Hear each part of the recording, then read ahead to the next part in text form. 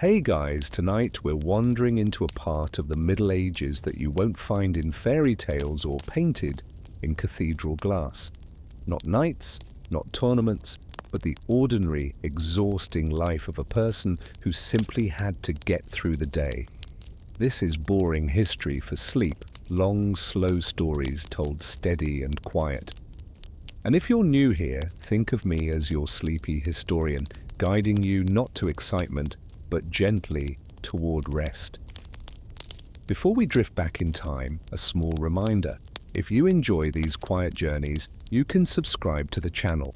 It helps keep these long, sleepy stories coming, the kind of history for sleeping that waits for you whenever you need it. Tonight's story is about surviving just one day in medieval Europe. From the damp straw you wake on, to the bitter bread you chew, to the endless labor that carries you to nightfall. No comfort, no convenience, just the strange reality of life 600 years ago. So let the lights dim, settle in, and let me take you back to a world where lasting one single day was already a victory. This is history to fall asleep to. Tiny dots scurry across your fingers and vanish into a tangle of hair. Lice. Everyone has them. It's not a scandal, it's a default. Your mother used to sit for hours under the eaves, picking nits from your sister's hair. Then your sister would do the same for your younger sibling. That was how a family said to each other, "We still have enough strength to care." You scratch the back of your neck, then stop. Scratching only moves the itch somewhere else. This is not a war you win, only a war with more rounds. You listen. A rooster's crow pierces the air from somewhere beyond, loud, sharp, impossible to turn off. Beside you, someone coughs, dry, long. In the corner, a cat opens one eye, watches you in slow judgment, then curls back up. You hear chicken feet rustling the straw. You hear the wind slip through the roof. You hear the wood creak as someone turns over. Here, morning is a slow collage of sound. There is no alarm. There is no snooze button. The rooster is the alarm. The sun is the calendar. And the ache in your back is a reminder that you just slept on the ground. You try to stretch. Your spine cracks quietly. A small noise just loud enough to remind you you're not old. But here, the body ages fast. The floor beneath your feet is packed dirt, cold, damp. You place your toes down one by one, feeling the chill crawl up your legs, as if the floor is borrowing your body heat to warm itself. There are no wool socks, there are no soft slippers, only skin and soil. Someone touches your shoulder. It's the sibling who sleeps beside you, still curled in a faded piece of cloth, eyes half open. The house has only one room. People, belongings, food, and sometimes even the chickens all live in the same space. Big family, small home. Privacy? That concept hasn't been invented yet. Here, shared is the rule. Private is the exception. You pull down the blanket, shake off the straw stuck to your shirt. Your hair carries a few stray stalks, caught in the dried sweat of the night, forming an accidental crown for a king with no throne.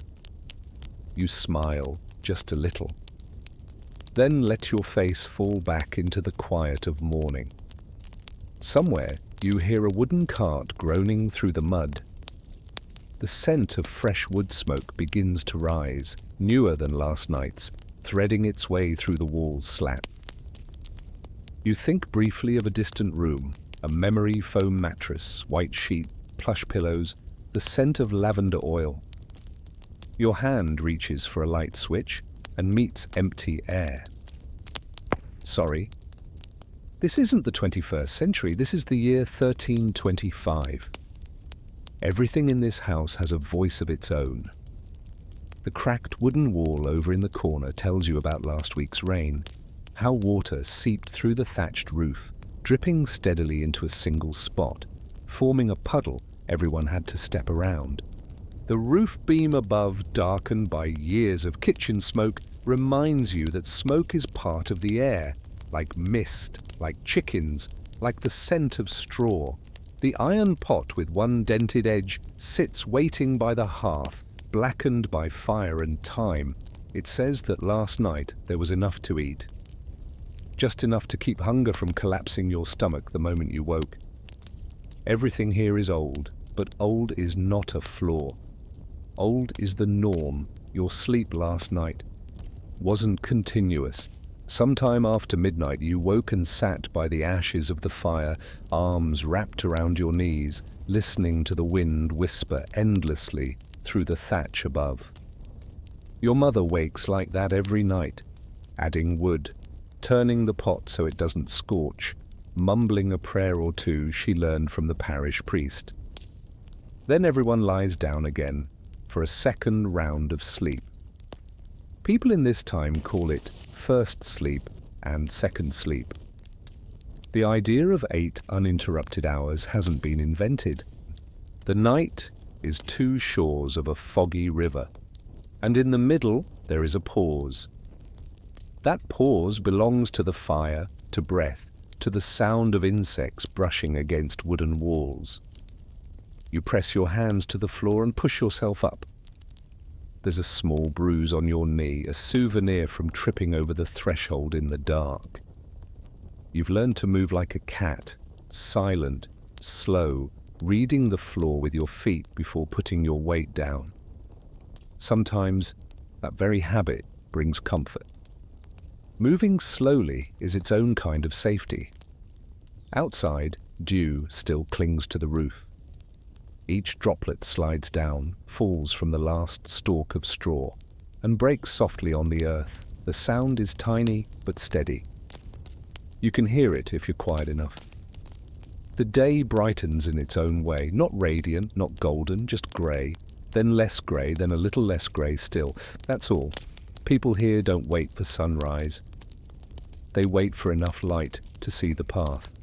In the corner, 2 chicks are catching up on sleep, heads tucked under wings, twitching now and then with whatever chickens dream about.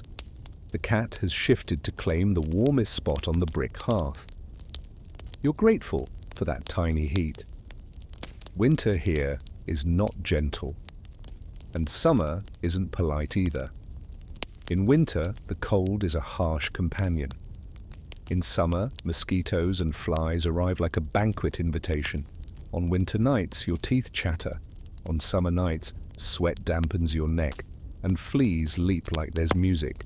No option is comfortable, but you choose, because you have to.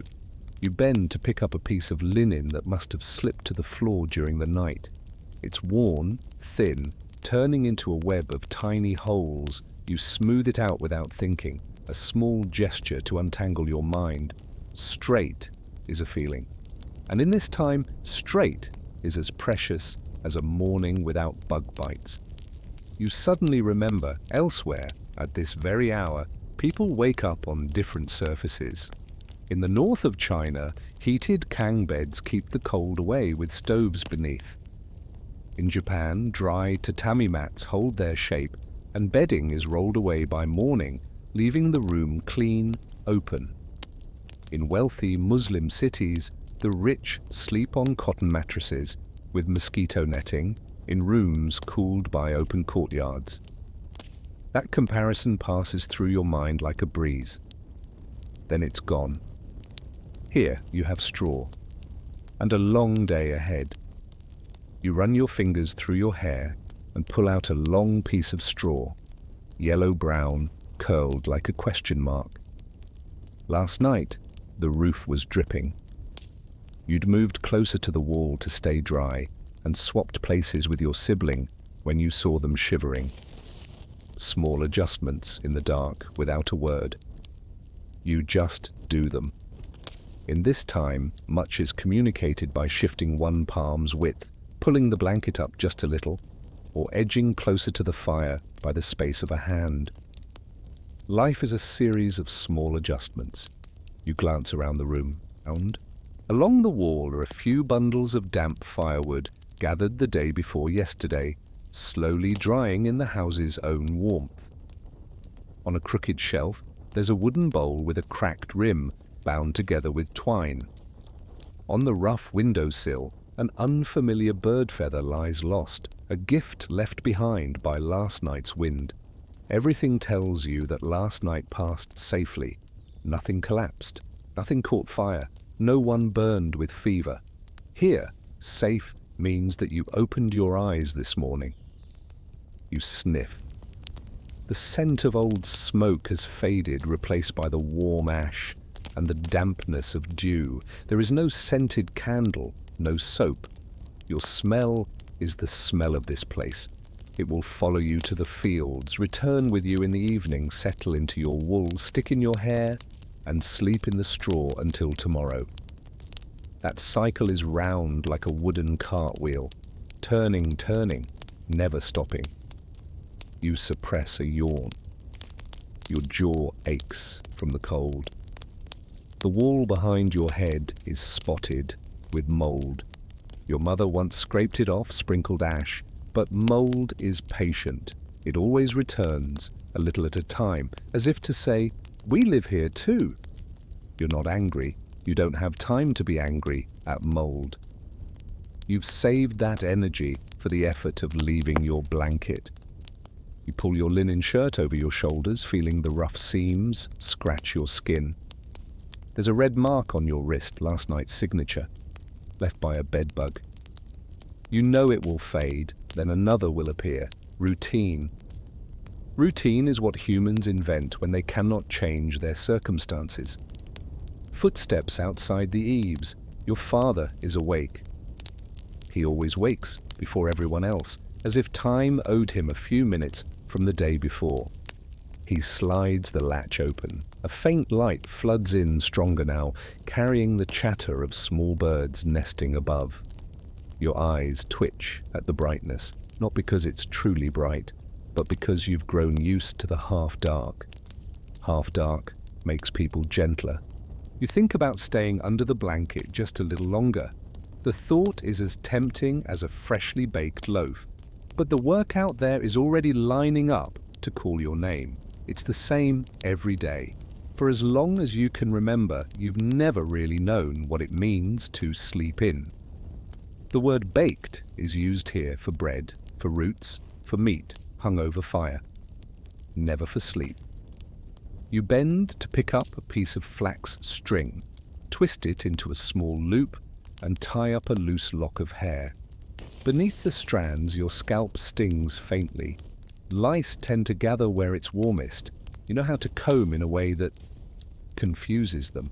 You've become an expert in things no one in another time would ever want to be good at. You step softly to the hearth, slip your hand around a brick, still holding a trace of warmth.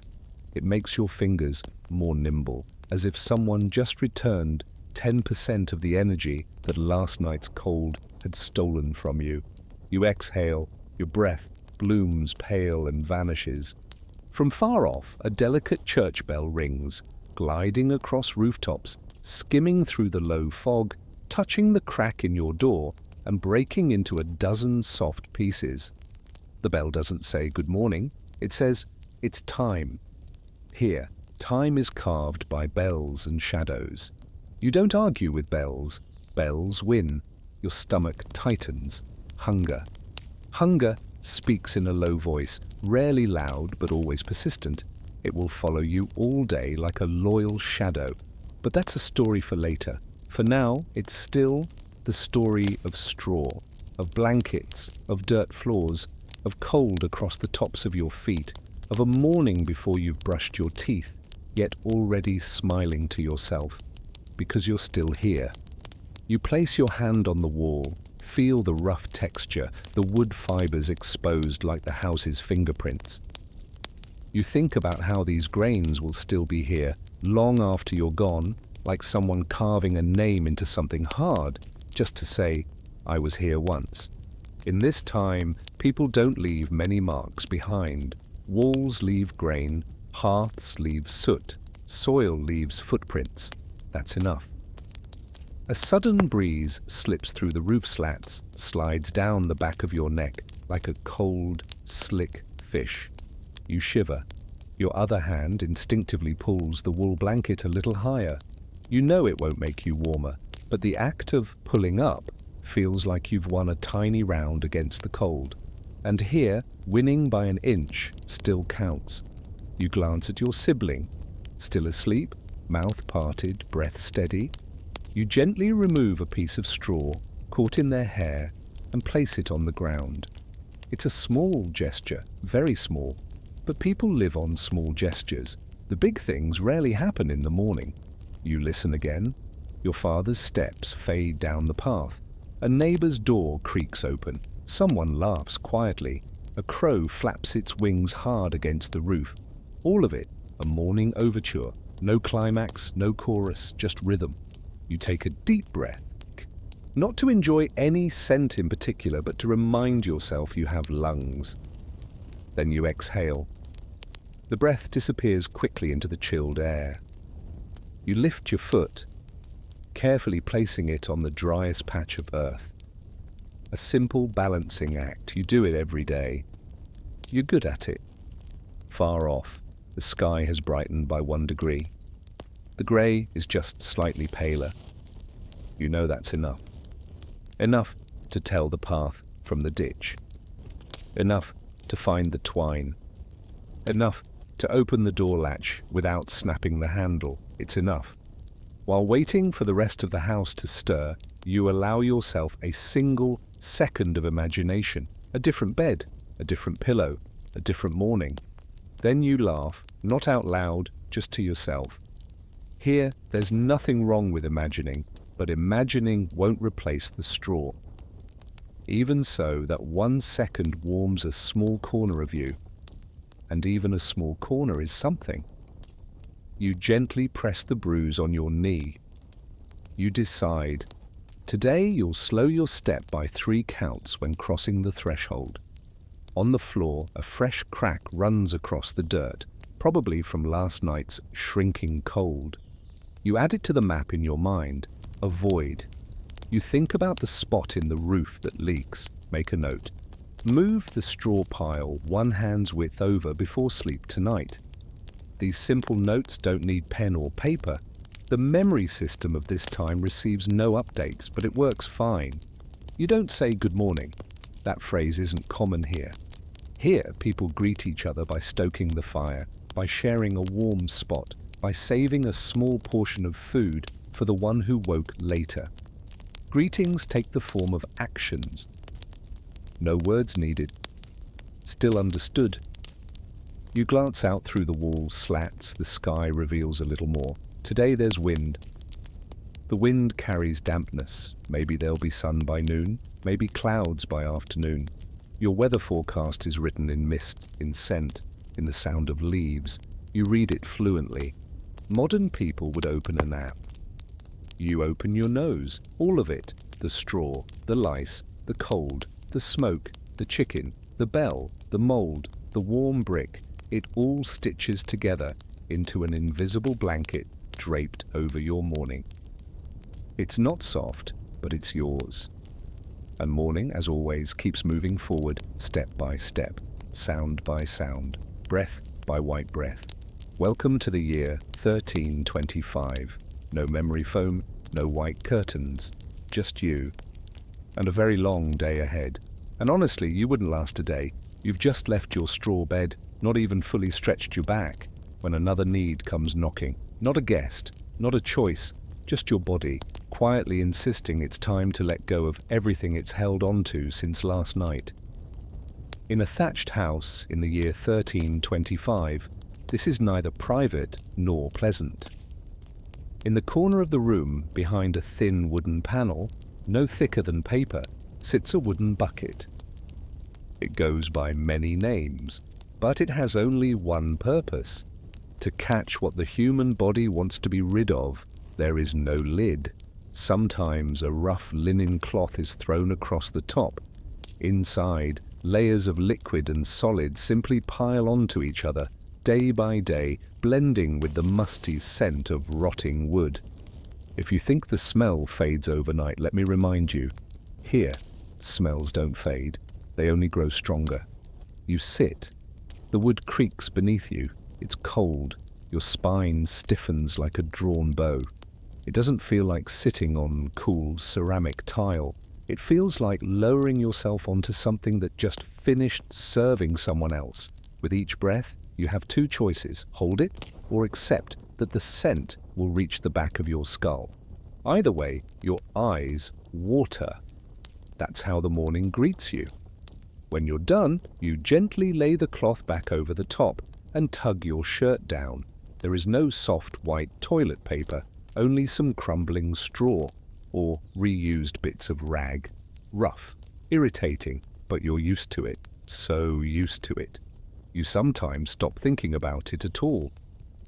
In a world where pain and itch are constant companions, a new scratch barely registers. When the bucket is full, the next task falls to someone in the house, usually a man or the oldest boy, to carry it outside. There's no plumbing, no drainage pipes, just the street in front of the door. The contents are poured directly onto the uneven cobbled road. If you're lucky, it rained yesterday. The water may carry some of it away. If not, it sits, a half-solid, half-liquid sludge, mixed with garbage, animal remains, and last night's leftovers. In the morning, the entire village relieves itself, and the street becomes a scent map of everything unspoken. The splash rings out as waste hits the ground, blending with the cry of chickens and the grind of wooden wheels. Sometimes, an old woman leans from an upstairs window, dumps a bucket straight down, and calls out in the usual warning, "Guard low! Watch the water."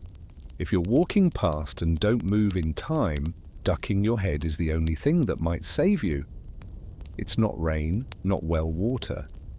It's water in a different sense entirely. The narrow streets of medieval Europe are always damp. Beneath your feet, mud, ash, trash, and human waste. There's no sidewalk to step aside onto. Your shoes, if you have shoes, soak up the mixture quickly, and the smell follows you into your wool, into your hair, like an uninvited memory that clings all day. No one is surprised. They've accepted it as part of the scenery, like fog, like wind, like church bells. That smell is the low hum beneath an entire city's life. Now and then, you might use a public latrine. A row of wooden or stone seats punched with round holes. People sit side by side, no walls, no partitions. The sounds of bodies mix with bits of conversation, a kind of unintentional social ritual. Sometimes there's water running beneath, a narrow channel meant to carry waste out of town. But more often, it's just a pit. And when the pit is full, someone shovels it out and carts it off to the fields. Fertilizer. The idea of closing the ecological loop sounds modern, but the smell is anything but poetic. You close your eyes and imagine another place. At this same hour in Islamic cities like Baghdad, Cairo, Cordoba, there are underground sewage systems, clean water piped in and waste piped out. Wealthier homes have private toilets, lined with tile, with water for rinsing. Public bathhouses, hammams, glow with oil lamps, walls gleaming with ceramic tiles, hot and cold water running all day. People spend hours there, washing, soaking, talking, not wading through waste mud at sunrise. That comparison is a quiet mirror. Same century. Two worlds. One has drains. The other, wooden buckets. In Japan, small villages manage waste with care. They understand the value of fertilizer and collect it to sell to farmers. Their narrow alleys don't reek like Europe's. In China, cities enforce rules about waste disposal, banning public dumping, maintaining order. But here, in the village where you live, the rules are simple. Dump in the morning, avoid in the afternoon, and pray for rain at night. You return to the house. The bucket is empty, but the smell remains.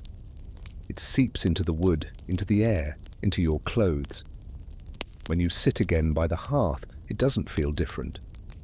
The smell of bodies blends with smoke, with soil, with hay. That mix becomes the base note of life itself. Anyone born here is used to it. Only someone from the future, like you, would shudder. You sigh, you picture polished chrome faucets, porcelain toilets, and sweet-smelling soap. But that dream doesn't exist in the 14th century. Here, every morning begins with a reminder your body is not a priority. Comfort does not exist, and privacy is a luxury no one can afford. Sorry, it's still not the 21st century.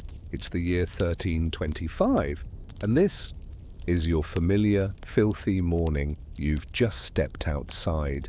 The cold morning wind wraps around you, and your stomach growls, not because you're looking forward to breakfast, but because your body demands to be filled, just like that wooden bucket from last night.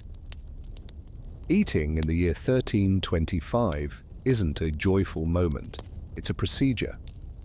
On the hearth, the pottage bubbles slowly.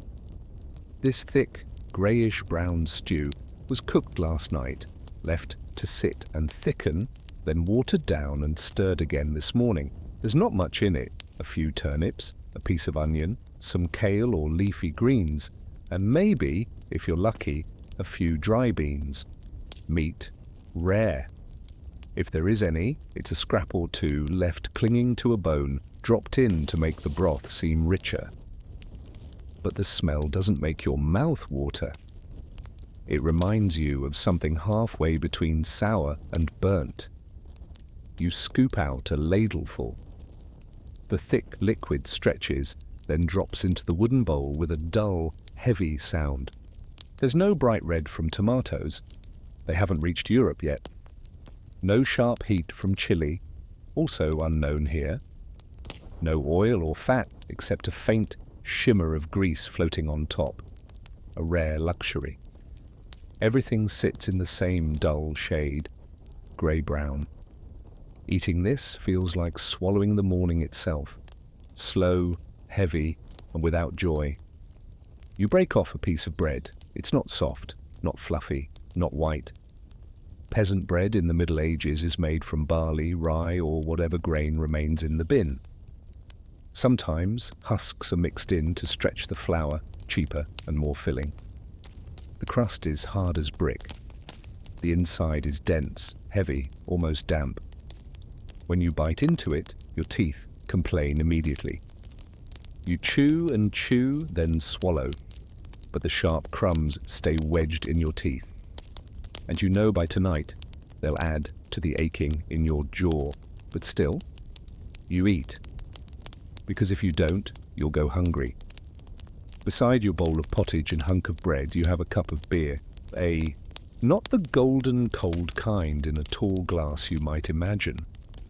This is ale, a pale brown, watery brew with low alcohol, brewed here in the village from whatever grains are left. Everyone drinks it, adults, children, elders. Not because they enjoy the taste, but because it's safer than water. Well, water, river water, they carry disease. Ale, thanks to the fermentation and boiling, kills fewer people. You take a sip. The flavor is thin, a little sour, with a bitter aftertaste. It's not refreshing, but at least it won't upset your stomach right away. Your breakfast then has only 3 colors: grey-brown for the pottage, dark brown for the bread, light brown for the beer. Together they form a single palette, the color of survival. Now imagine, at this very moment in Baghdad or Cairo, a Muslim family might begin the morning with flatbread, spread with honey, sweet dates, roasted almonds, perhaps even leftover lamb from the night before. Spices, cinnamon, nutmeg, cloves, have traveled west from India. They have olive oil for cooking, herbs for fragrance, sugarcane for sweetness. In Constantinople, the Byzantine capital, a breakfast table might offer cheese, salted fish, olives, raisins. The wealthy enjoy eggs fried in oil or pastries filled with nuts. Same century, same sun. But that breakfast is full of color. Gold, red, green, sweet, rich, spiced. Meanwhile, you're still sitting here, staring into a grey bowl, knowing tomorrow will be the same. And the day after. And next week. No variation, no menu, just one recipe, repeated. You eat, not to enjoy, but to fuel the body that must pull the plough. You chew, slowly. Outside, the church bell rings. A quiet reminder that the workday draws near. You haven't finished the bowl, but you're full. Full in the stomach, not in the soul. Food here doesn't touch your spirit. It just presses down in your gut. You wonder, if someone from the 21st century stepped in right now, placed before you a hot cup of coffee, a slice of golden toast with melted butter, a sunny side-up egg sprinkled with salt and pepper, could it bring you to tears? But no, all you have is grey porridge, brick-hard bread, and thin, bitter ale. Sorry, this isn't a continental breakfast at a hotel. This is just a meal to survive in the year 1325. You look down at your body, there is no wardrobe, no question of what to wear today. There's only one outfit, sometimes two. And both are the same, a thick, grey, itchy wool tunic. You wear it every day. You sleep in it. You work in it. It's not clothing. It's a second skin, one that always itches, always traps heat, and never feels clean. The wool is coarse, woven from unprocessed fibers, still carrying the scent of sheep's oil. When it's damp, it holds moisture. When it's hot, it clings. When it's cold, it grows heavy and reeks. The collar rubs your neck raw, leaving red marks. At your elbows, sweat collects, mixing with dust and dirt, until it hardens into crusted patches, and when you scratch, which you do all day, fleas leap out, darting from your sleeves onto your skin. You're used to itching. It's the background rhythm of life. It's always there. It never truly goes away. Sometimes a flea bites in a sensitive spot and you flinch, but only briefly. You have no choice. Clothes can't be washed every day, sometimes not even every week. You wash them when there's water, when there's ash soap, and when there's time, which means almost never. Your feet go into leather shoes. The word shoes sounds generous. In truth, they're more like stiff leather pouches you shove your feet into. The leather is poorly tanned, absorbs water quickly, and doesn't bend easily. When new, they chafe. When old, they sag and slip. In winter, they're ice cold. In rain, they mildew. In summer, your feet swell and blister, but you wear them, because the only alternative is barefoot, and bare feet on a path full of animal waste is worse. Imagine sitting down, pulling up your tunic, and revealing your legs. No socks, your trousers are made of hemp, thick and rough, rubbing against your skin until it burns. When you move, the fabric rustles like wearing sandpaper. Now look upward. The upper classes live differently.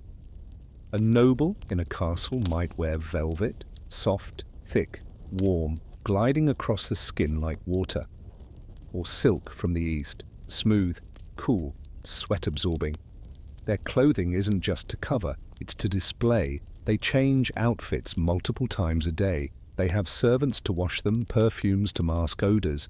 At the market, bolts of bright fabric glow, brilliant yellows, deep reds, dark purples, colors you'll never touch. Your clothes are gray, or brown, or black. Imagine, just for a moment, if today you could open a closet, choose a clean, soft cotton shirt, fresh with the scent of detergent, step outside in comfort. That seems ordinary now. But in 1325, that's a dream. Cotton barely exists in Europe. Aside from a few costly imports, most people have never heard of it. So here, clothing doesn't just wrap your body, it traps you in your place. What you wear tells others who you are. A peasant, rough wool, earth tones. A monk, black or brown robes. A wealthy merchant, dyed tunics in red or blue. A noble, silk, velvet, fur trim. Clothing is a silent declaration everyone can read. And you, whether you like it or not, always wear the same sign: peasant, poor, nameless. Once in a while, on a holy day, you might borrow or wear your best set, which means the least torn. But it still feels the same, still heavy, still itchy, still filled with uninvited guests. You can't escape this old worn shell. You place your hand on your chest, feel the damp fabric clinging to your skin. You wonder if you could choose. Would you wear a soft cotton tee, a clean pressed shirt, stretchy jeans? But no, all you have is this wool tunic, these stiff leather shoes, and fleas as companions. And you know, tomorrow will be the same. And next month. And next year, there is no new fashion season, no end-of-season sale. Only the same cycle of itching, stale smells and rough fabric wrapped tight around your frame. Sorry. This isn't the 21st century, this is the year 1325. And clothes don't make you feel beautiful, they just help you survive one more day. You lift your hand to your mouth, gently pressing the molar that's been throbbing for days. A sharp, needling pain shoots through your temple. You didn't sleep well last night. Every time your jaw clenched, the ache echoed deep into your skull. And that's just one tooth. The others are already darkening, chipped at the edges, pitted with small holes. You know there's no fixing them. In the year 1325, there are no toothbrushes. No minty toothpaste, no floss. Your mouth is a dark hollow where food particles linger, enamel erodes, and bacteria thrive. You eat bread as hard as stone. Grain husks wedge themselves between your teeth. Stringy meat lodges for days. Mouthwash? It doesn't exist. You just swallow and the bacteria keep eating. Bad breath is normal. Everyone has it. When people speak, their breath carries the sour scent of fermented beer, garlic, and inflamed gums. No one pulls away. No one notices. Because everyone smells the same. Sometimes, when the pain becomes too much to bear, you visit the barber. But here, the barber is more than someone who cuts hair. He's the barber surgeon, razor in one hand, scissors in the other, and a collection of crude tools in a wooden chest. He trims beards, lets blood, and yes, pulls teeth. His chair isn't padded. There is no light. No anesthesia. Just a wooden seat, a rusty pair of tongs, and a rough pair of hands. You sit down. He says very little. One firm grip. One brutal yank. Your tooth snaps free, along with blood and a crack that echoes in your skull. You scream or try to, but the cry gets stuck in the mix of saliva and blood flooding your mouth. No numbing, no relief, just a piece of cloth pressed into your palm and the order, bite down. That's the cure. Then you limp home, jaw swollen, blood seeping, your mouth now holding an empty socket. But at least for now the pain is gone. For now, because the other teeth are already decaying, and you know you'll be back again. You wonder why hasn't anyone figured out how to clean teeth? But elsewhere, they have. In India, for thousands of years, people used chew sticks, twigs from neem or babool trees, chewed until soft and fibrous, then rubbed against the teeth. They offered both mechanical scrubbing and natural antibacterial oils. In China, as early as the 7th century, they used brushes made from pig hair, mounted on bamboo or bone, dipped in salt or green tea to clean the mouth. Not perfect, but it was something. Here, as a European peasant, you simply chew, swallow, suffer, and eventually get it yanked out. The hard bread, the grain-heavy diet, the lack of fresh fruits or vegetables, the occasional sugar, when available, it all speeds your dental decay. Even nobles with their sweet pastries and imported meats don't fare much better. They lose teeth early, and some wear dentures made of wood or animal bone. A full, white smile, sorry. That only exists in paintings where artists flatter their patrons.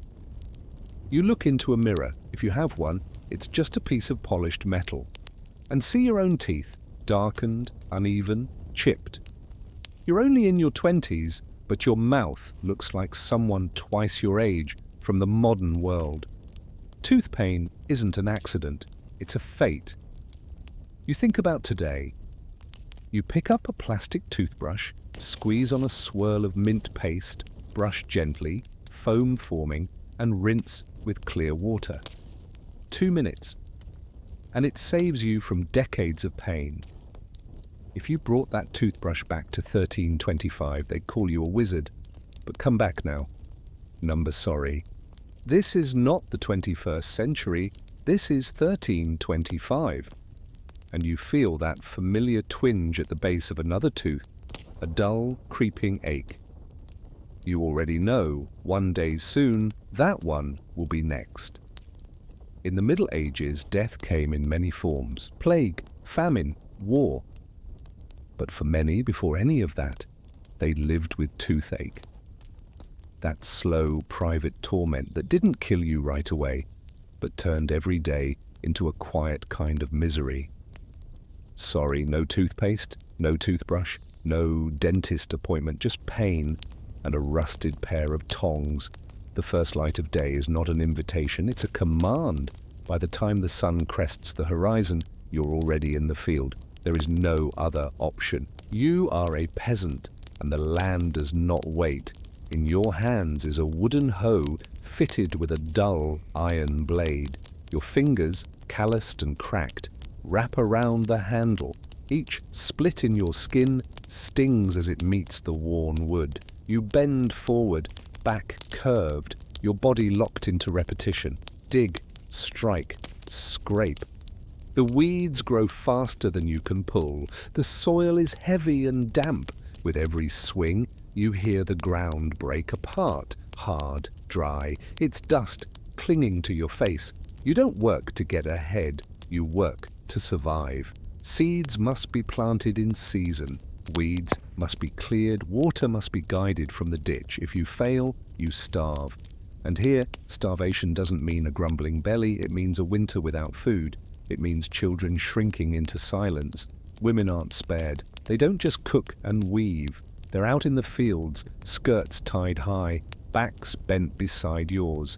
Their hands pick stones, pull weeds, cut grain. Even pregnant they work, until their bellies grow too heavy to bend. Children too. At 7, 8 years old, they're already in the fields, chasing off birds, gathering firewood, carrying water. There is no childhood. Work begins when hands can hold a tool. The family is a labor unit.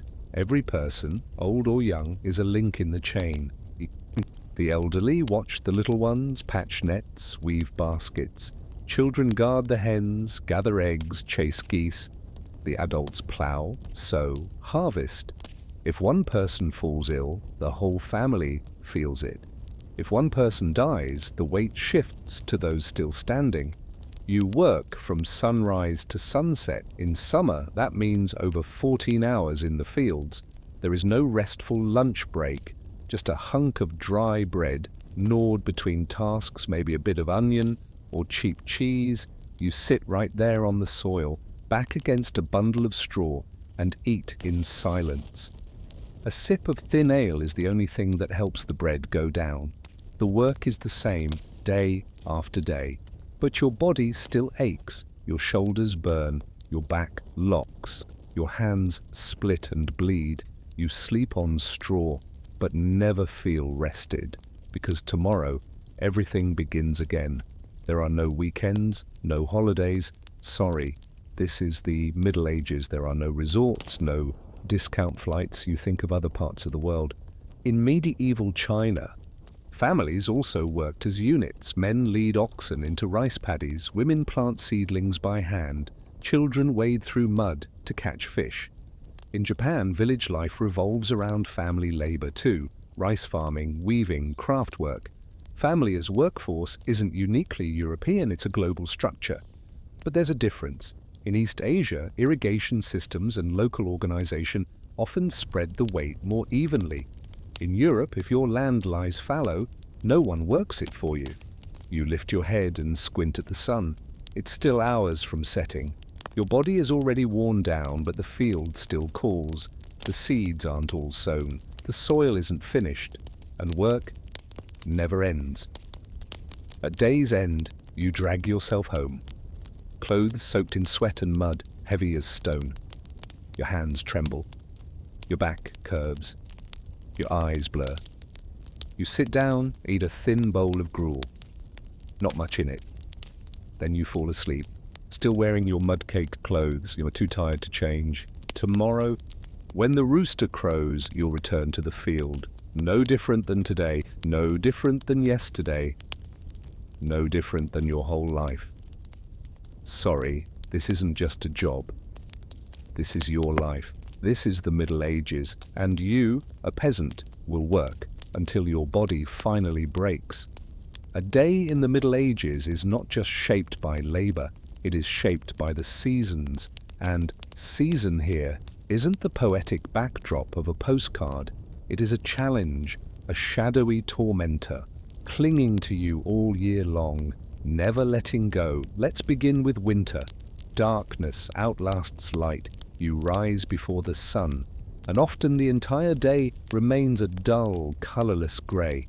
Wind shrieks through cracks in your walls of earth and wood. Your home has no glass, no insulation, no central heat. Just a small hearth, a few charred logs and fleeting warmth. You pull the straw blanket tighter, but the wind still finds you. Your toes go numb. Your breath turns to smoke inside the house. You shiver. You huddle near the fire. The front of your body warms, but your back freezes. Sleeping is cold. Waking is cold. Cold is the baseline of the season. And worst of all, firewood isn't something you can just go and gather. In many places, forests belong to the Lord or the church. Laws forbidding wood collection are real. If you're caught bringing home branches, you may be fined or imprisoned. Wood is gold. It decides if you'll survive the winter. So people sneak into the woods, searching for dry limbs. But one glance from a guard can cost you everything. In the Middle Ages, stealing wood is nearly as serious as stealing bread. As winter fades, you hope spring will rescue you. It won't. The snow melts into sludge. The road becomes a swamp. Each step a slip. Each wooden wheel a trap. Horses and oxen sink in muck, and so do you. Your clothes are soaked, heavy. There's no fire to dry them. The air reeks of damp from the floor, from the straw, from the clothes hanging in the corner. Children cough, adults wheeze. Spring brings seeds and sickness. Then comes summer. You think heat is better than cold. You're wrong. The sun doesn't just make you sweat. It scorches the fields, hardens the soil, kills the crops if the rain doesn't come. You begin work before dawn, but by midday your shirt is drenched. There's no sunscreen, no bottle of cold water. You drink from a murky stream and hope dysentery doesn't follow. You wear a straw hat, but the sun still pierces through. Your skin burns red, cracks open, stings with pain. There's no air conditioning, no electric fan. Sorry, this is the Middle Ages, only hot wind and salty sweat. Summer is also the season of flies and mosquitoes, the smells of sweat, of livestock, of fertilizer. They bring the insects. You sleep. They buzz in your ears. You eat. They land on your bowl. You work. They crawl on your arms, sting your open cuts. It itches. It burns. It never ends. At last, autumn. It sounds romantic. Golden leaves, cool air. But to you, autumn means harvest. It means working twice as hard, 3 times as hard. Wheat, barley, turnips, potatoes, all must be stored before the rains arrive. You bend to cut the grain. Your back throbs. Your hands swell. The air grows colder, but the rain falls longer. If the grain isn't dried in time, it molds. If the firewood isn't chopped, it soaks. Mildew creeps over everything, walls, food, your bedding. You breathe it in, it smells of rot. And through all of it, wood remains the center. Wood for heat, wood for cooking, wood for shelter, wood for tools. It's precious. Every stick is weighed carefully. Do you burn a warm meal today, or save a log to keep from freezing tonight?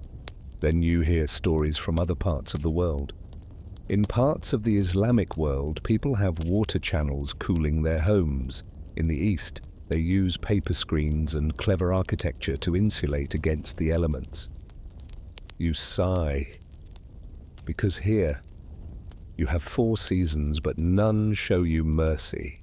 To live in the Middle Ages is not to move through time. It is to be spun in the brutal cycle of seasons, each one a different kind of punishment. You never win, you endure, you stretch from one to the next. Winter, freezing, spring, soaked, summer, burning, autumn, molding. Sorry, this isn't a 4-season art calendar. This is life, and you, a medieval villager, must endure until this season passes, only to give way to another one just as cruel.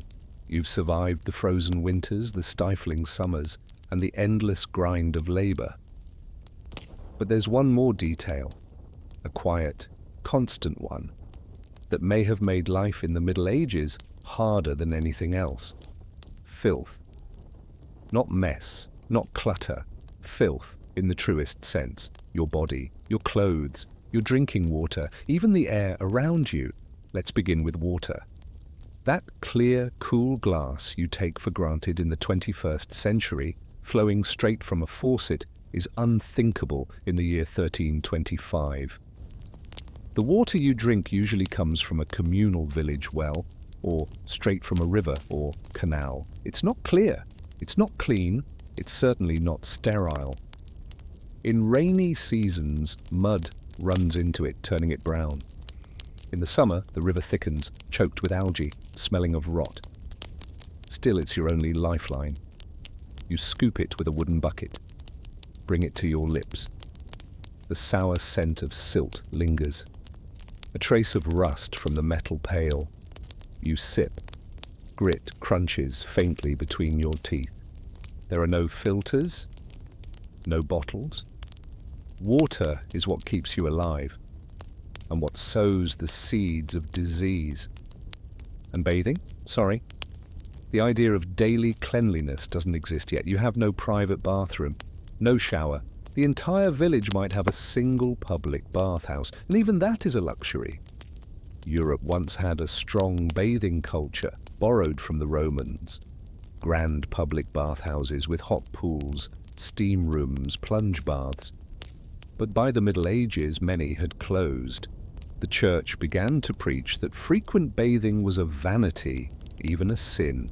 People started to believe that water could weaken the body, that disease entered through open pores after contact with warm water, and so, the less you bathe, the better. The result? You live in thick, layered clothing, toiling all day, soaking your wool and linen with sweat, letting it ferment against your skin. You sleep on damp straw, your back slick, your hair matted. You almost never submerge yourself in warm water. The stink becomes part of life. No one notices it anymore because everyone smells the same. Only you, listening from the 21st century, find it unbearable. There are exceptions. Some larger towns keep their bathhouses open, but soon even those become infamous, blamed for spreading plague, known for illicit meetings, sometimes even prostitution. Cities begin shutting them down. And just like that, bathing vanishes. You, an ordinary villager, rarely feel clean, truly clean. Instead, people believe in alternatives. Rather than bathe, you change your undergarments, if you have any. You wipe down with a rough cloth or simply add another layer to mask the smell. Hair is brushed, but not often washed. Soap? A luxury. You might soak a rag in lye water made from ash, but it's hardly pleasant. Compare that to the world beyond. In Japan, the tradition of onsen, hot spring bathing, is already alive. It isn't just hygiene, it's a ritual, a part of spiritual life. To soak in mineral-rich hot water, to feel truly clean, to find peace, that was already normal there. Meanwhile, you shiver in your soiled clothes. In the Islamic world, the hammam flourishes. Not just a place to wash, a place to meet, to talk, to pray. Cleanliness is woven into faith. You must wash before prayer, and they have the infrastructure to make it possible. Piped water, cisterns, public baths, while you live with the idea that clean is dangerous.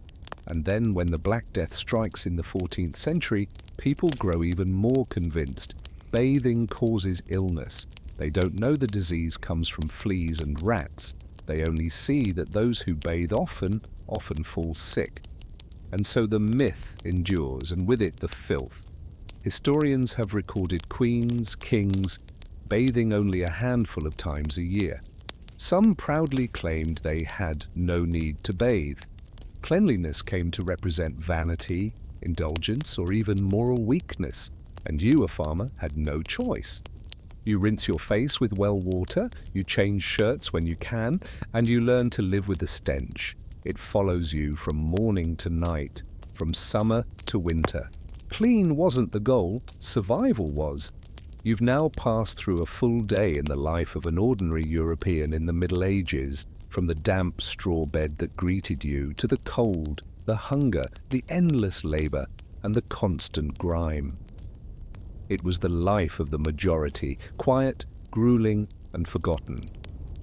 But history isn't shaped only by the nameless. It's also shaped by those rare few who don't just endure their world, they redefine it. And now we leave behind the low, smoky cottages and enter the cold marble palaces of the north, where one small girl, born in distant Germany, would one day abandon her name, her language, her faith, to become Catherine the Great, one of the most powerful women in European history. Imagine being born not in the place destiny had written for you, but in a distant land, small, cold, and unfamiliar. In May of 1729, a child came into the world in the town of Stettin, now in Poland, but then part of the Kingdom of Prussia. Her name was Sophie Friederike Augusta von Anhalt-Zerbst, a long, elegant name. But her station in life did not match its grandeur. Sophie's father was a low-ranking general, her mother a princess, though one with little true power. They belonged to the second tier of nobility, a lineage, a title, but no real sway. Sophie grew up in cold stone rooms, surrounded by drafty halls and rigid rules. From a young age, she was taught manners, languages, and most of all, restraint. But deep within her, Sophie was not resigned. She read more than girls were allowed to. She watched, she mimicked. And above all, she learned how to become someone else, when the moment required. It was a skill the world would later call self-reinvention. And the opportunity came sooner than she imagined. In 18th century Europe, royal houses sought marriage to secure alliances. Russia, under Empress Elizabeth, was searching for a bride for her nephew, Grand Duke Peter. Eyes swept across Europe's noble houses and finally landed on the young Sophie of Anhalt-Zerbst. Not because she was wealthy, not because she held power, but because her mother had a distant blood connection to the Romanovs, just enough to justify a marriage. In 1744, at just 15, Sophie left behind the cold corners of Germany and set out for a land even stranger, Russia. Picture that journey. A girl not yet 16 riding by carriage across vast snow-covered lands, past frozen rivers eastward. With every mile she stepped further from her old self and closer to a new fate. When she arrived in St. Petersburg, Sophie quickly understood to survive here she would need to transform, not slightly, but entirely. The first obstacle was language. Russian was no easy tongue for a German speaker. But Sophie bit her tongue and studied, word by word, syllable by syllable, until she could speak fluently. She studied by night, practiced by day. Servants whispered that the girl studied with unusual intensity, as if her life depended on the sounds themselves. Then came religion.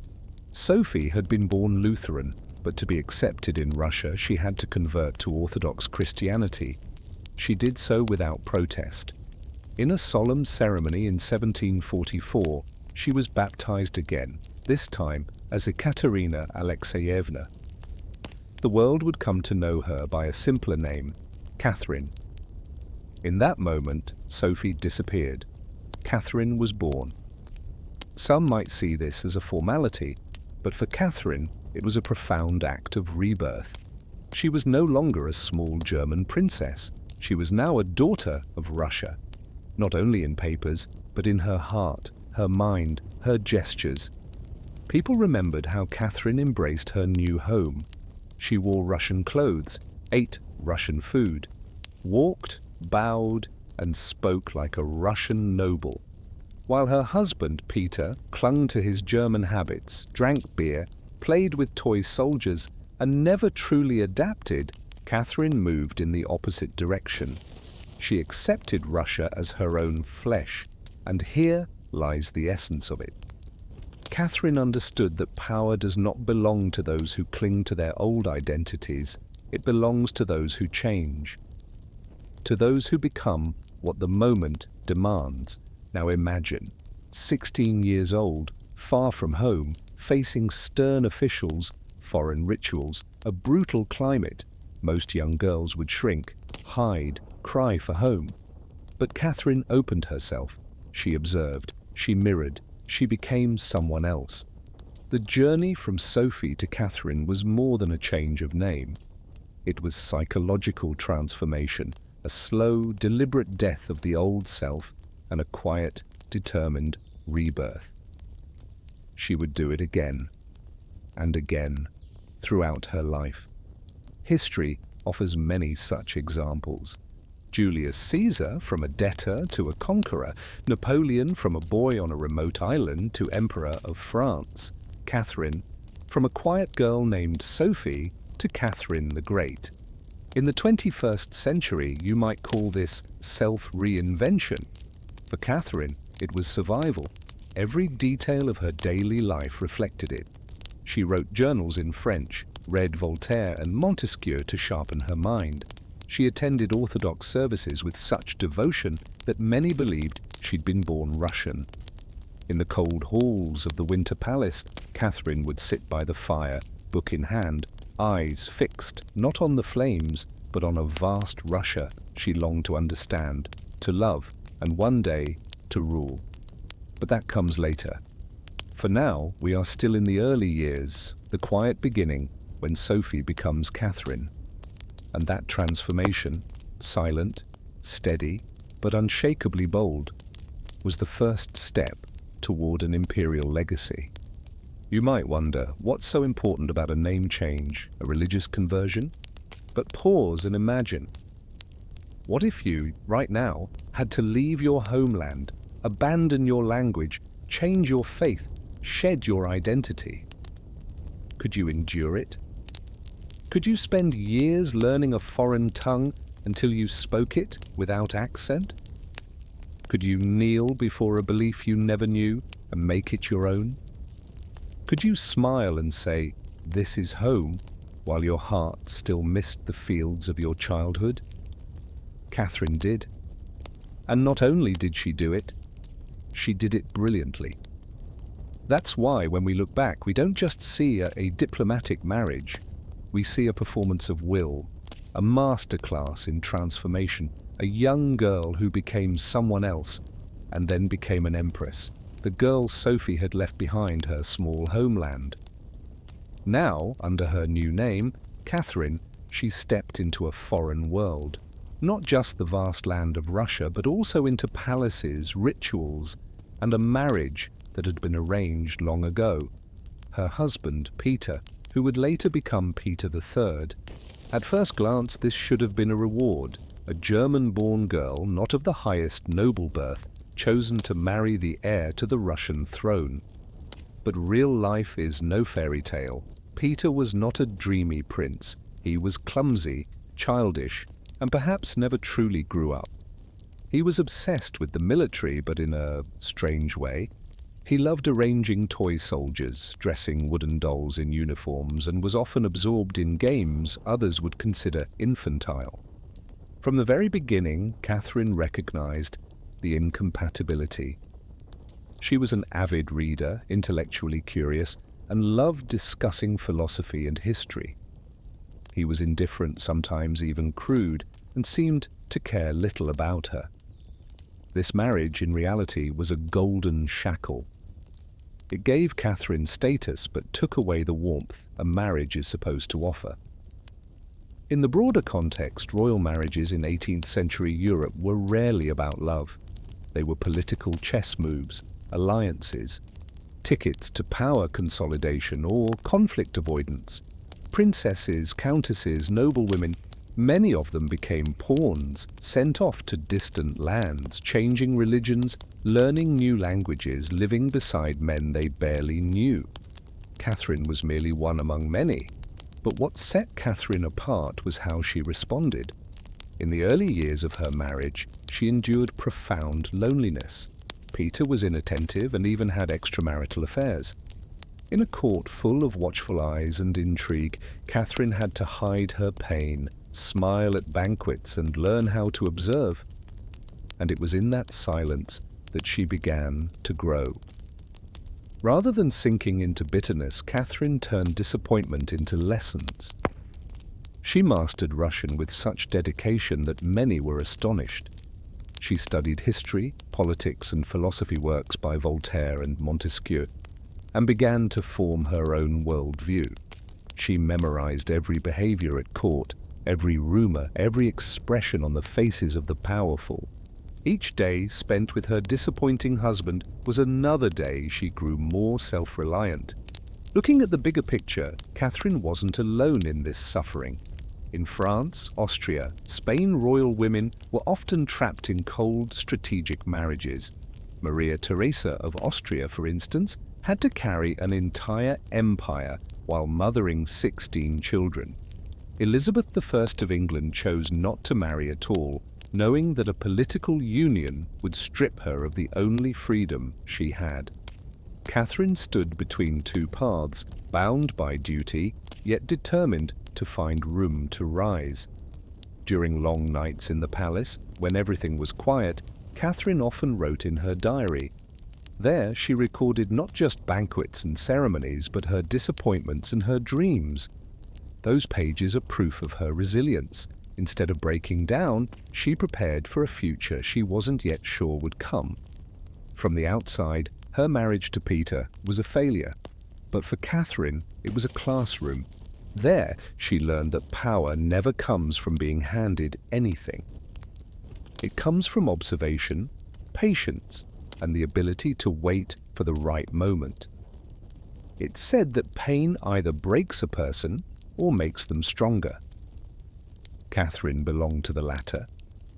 When love wasn't there, she turned to knowledge. When marriage offered no protection, she found safety in books, in thought, in strategy. And gradually, she transformed personal tragedy into quiet ambition.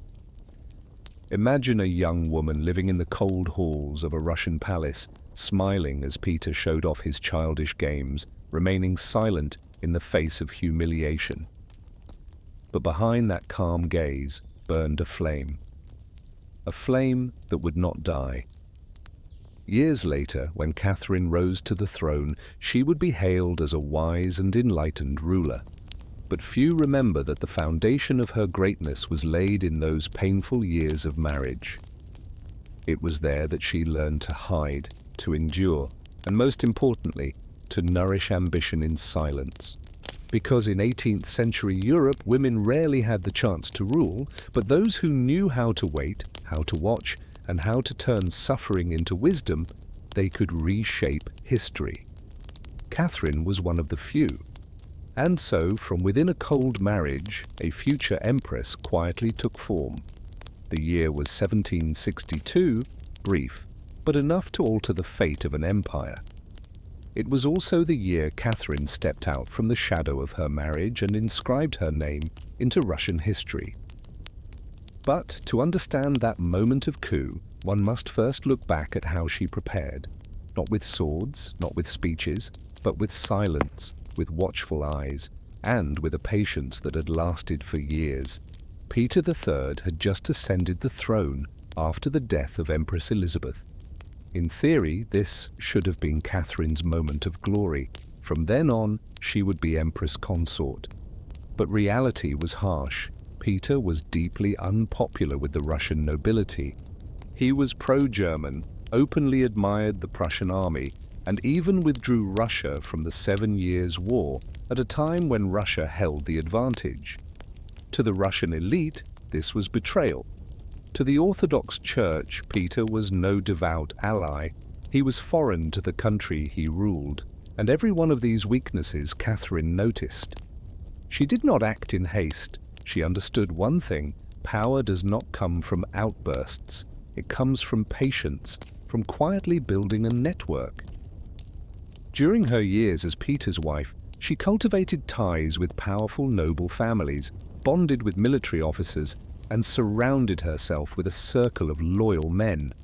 No one called it preparing for a coup. They saw only a polite woman, a good listener, someone who smiled at the right moments. But in truth, each of those relationships was a brick laid in the path ahead. As Peter took the throne, dissatisfaction among nobles and soldiers swelled.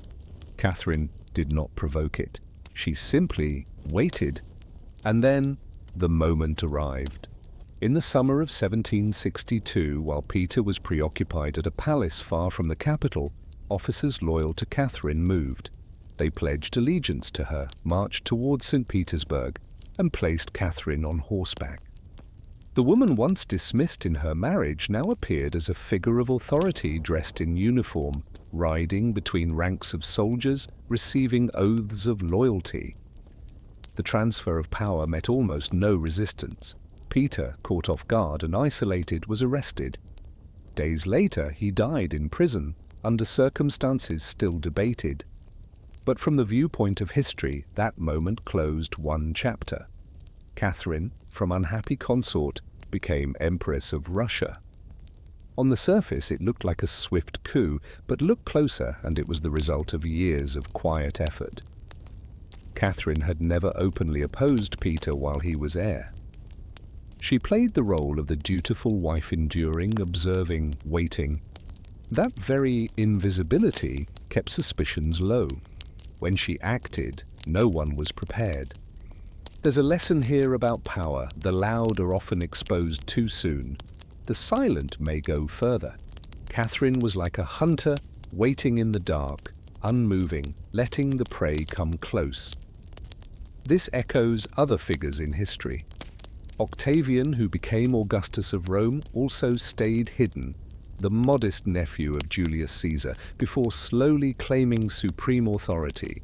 Or in imperial China, many empresses and regents used silence and feigned submission to survive until the moment to rise arrived.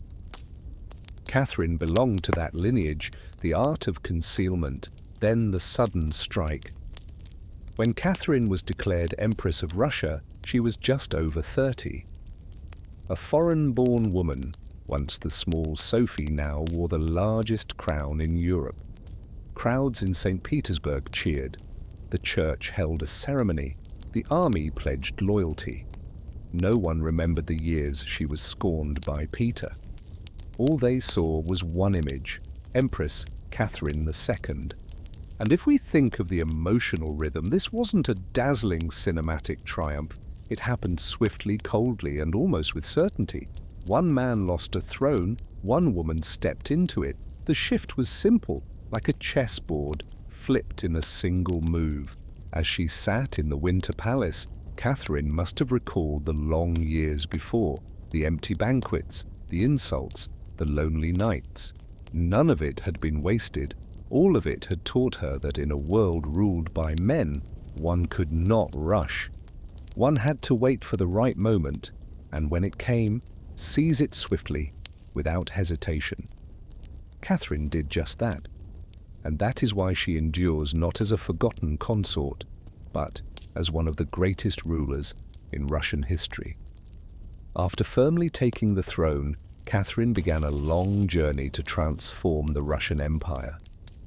Not like a storm, not like a fire, but like a wide river, slow, persistent, flowing into every corner. She wanted Russia to become part of civilized Europe, not just a cold land in the east. But that river also carried twists and conflicting currents that couldn't be hidden. From the very beginning, Catherine showed deep interest in Enlightenment philosophy. She read Voltaire, Diderot, and Montesquieu. Her letters exchanged with Western philosophers still exist, revealing a Russian empress eager to learn and eager to prove herself a woman of a new era.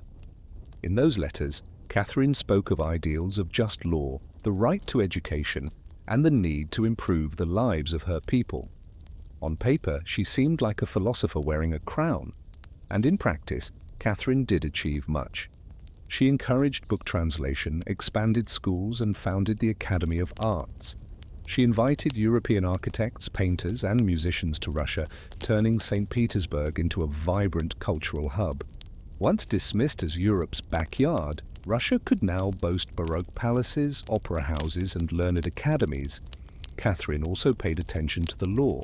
She convened a council to draft the Nakaza legal instruction influenced directly by Montesquieu and Beccaria. It emphasized fairness, rejected torture, and called for a more rational legal system. To the rest of Europe, it sent a clear message. Russia was entering the modern age. But even as Catherine wrapped herself in the Enlightenment, she could not or would not unshackle the chains of serfdom. While Elizabeth I of England ruled over a country where peasants were no longer bound by medieval serfdom, and while Maria Theresa of Austria-Hungary was gradually improving peasant rights, Catherine took a different path. She granted more land to the nobility and gave them absolute control over their serfs. The contradiction was impossible to ignore. On one hand, she exchanged letters with Voltaire about human rights. On the other, millions of Russian peasants worked themselves to exhaustion in fields, forbidden from leaving the land they served. She praised liberty in words, but upheld one of Europe's harshest systems of exploitation in practice. Catherine was not unaware. She witnessed the Pugachev Rebellion, a fierce peasant uprising that threatened her throne. That revolt only deepened her belief in relying on the nobility to maintain order. Thus, her Enlightenment ideals could only go so far. Compared with Elizabeth I, the difference is stark.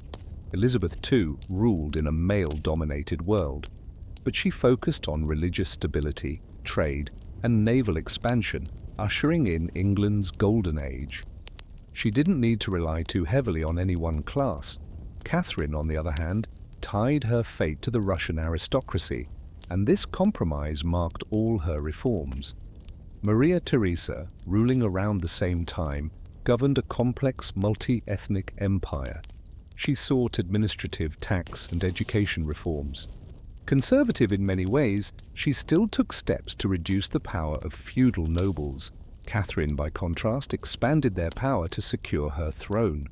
Catherine's success lay in her territorial expansion, transforming Russia into one of Europe's great powers. Under her reign, Russia entered Crimea, moved toward the Black Sea, and exerted influence in Poland. The map of 18th century Europe shifted in large part because of her decisions. But the cost was the tightening grip of serfdom for millions. If we see Catherine not as a statue but as a human being, we see that contradiction clearly. She was both a lover of philosophy and a pragmatic ruler, fully aware that her crown rested on the loyalty of nobles, and for that she was willing to abandon the lowest classes. Perhaps that is the nature of power. It is not a straight line, but a tangle of ideals and reality.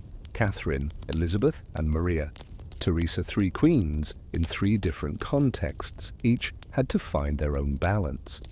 Elizabeth chose trade and naval might.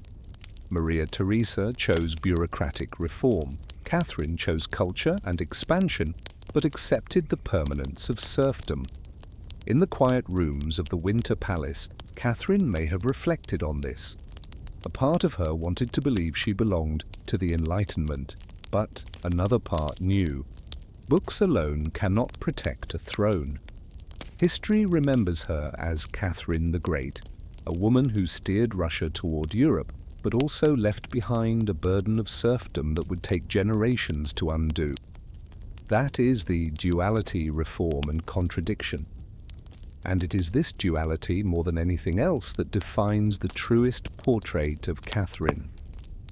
The story of Catherine ends with a familiar image in history, a person both great and conflicted. She walked through the gilded halls of the Winter Palace, exchanged letters with Voltaire, expanded her empire by thousands of miles, but also kept millions of peasants in chains.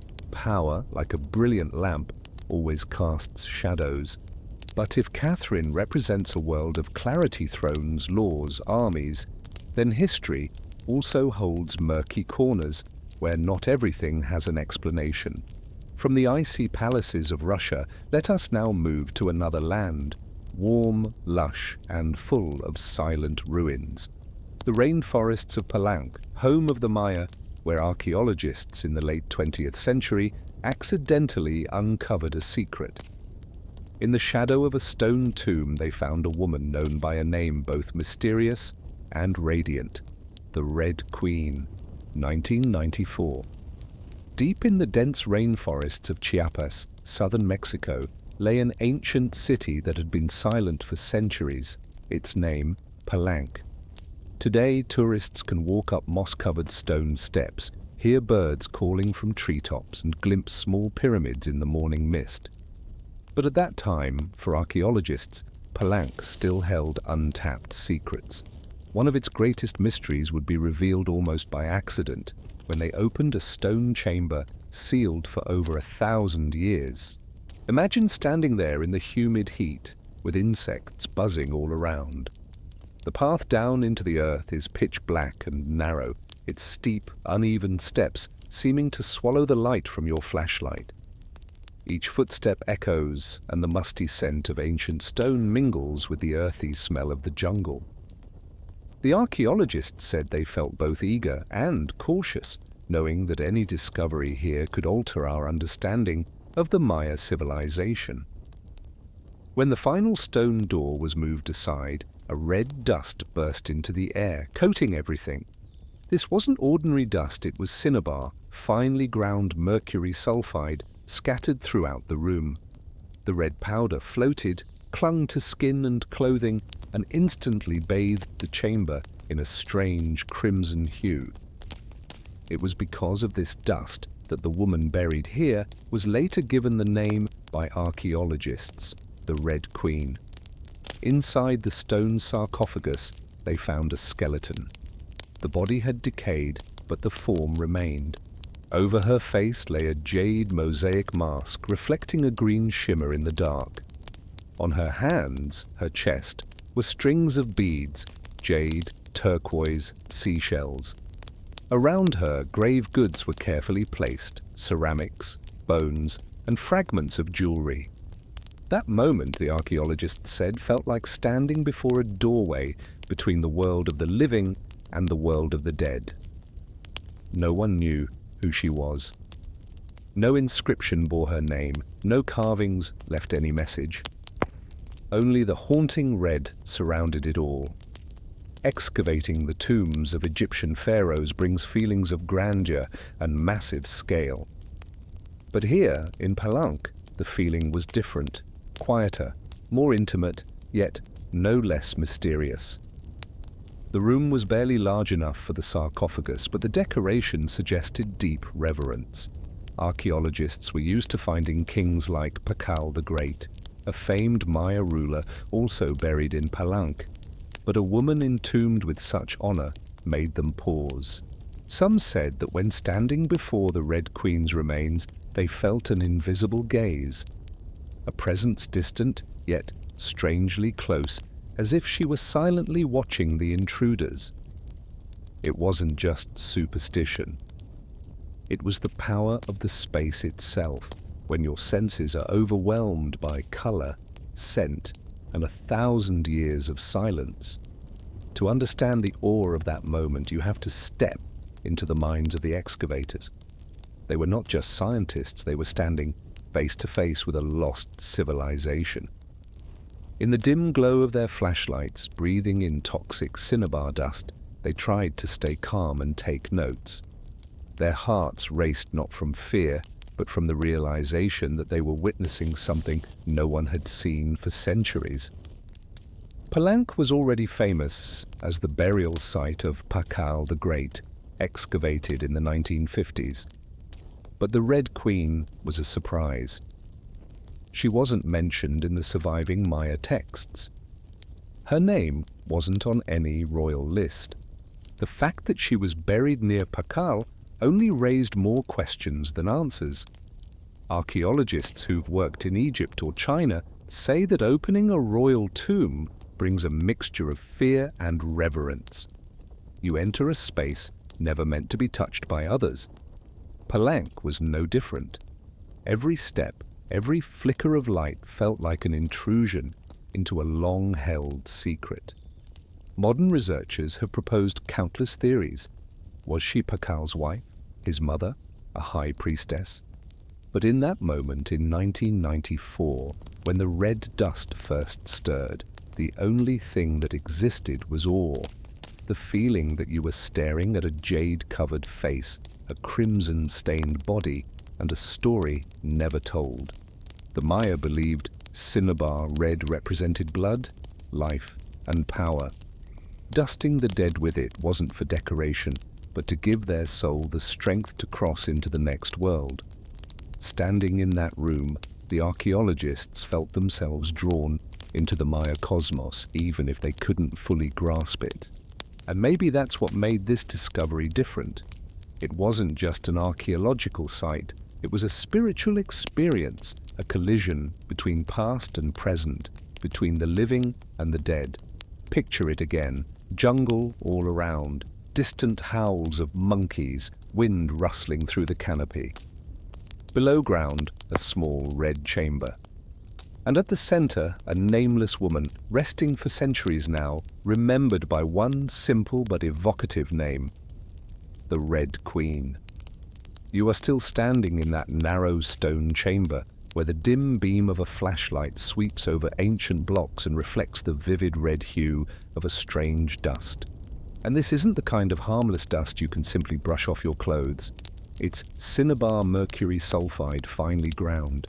In Maya culture, it was more than just a mineral. It was blood, soul, eternity. And from the moment the first grain clung to your skin, you understood. This wasn't just a tomb, it was a ritual turned to stone. The room wasn't white or grey. It was red from floor to wall, so red that even modern electric light couldn't dull it. The stone sarcophagus, the bones, every offering was coated in a thick layer of cinnabar dust centimeters deep. The Maya had done this deliberately, not symbolically, but with absolute intent. You breathe, and a metallic taste hits the back of your throat. Cinnabar is toxic.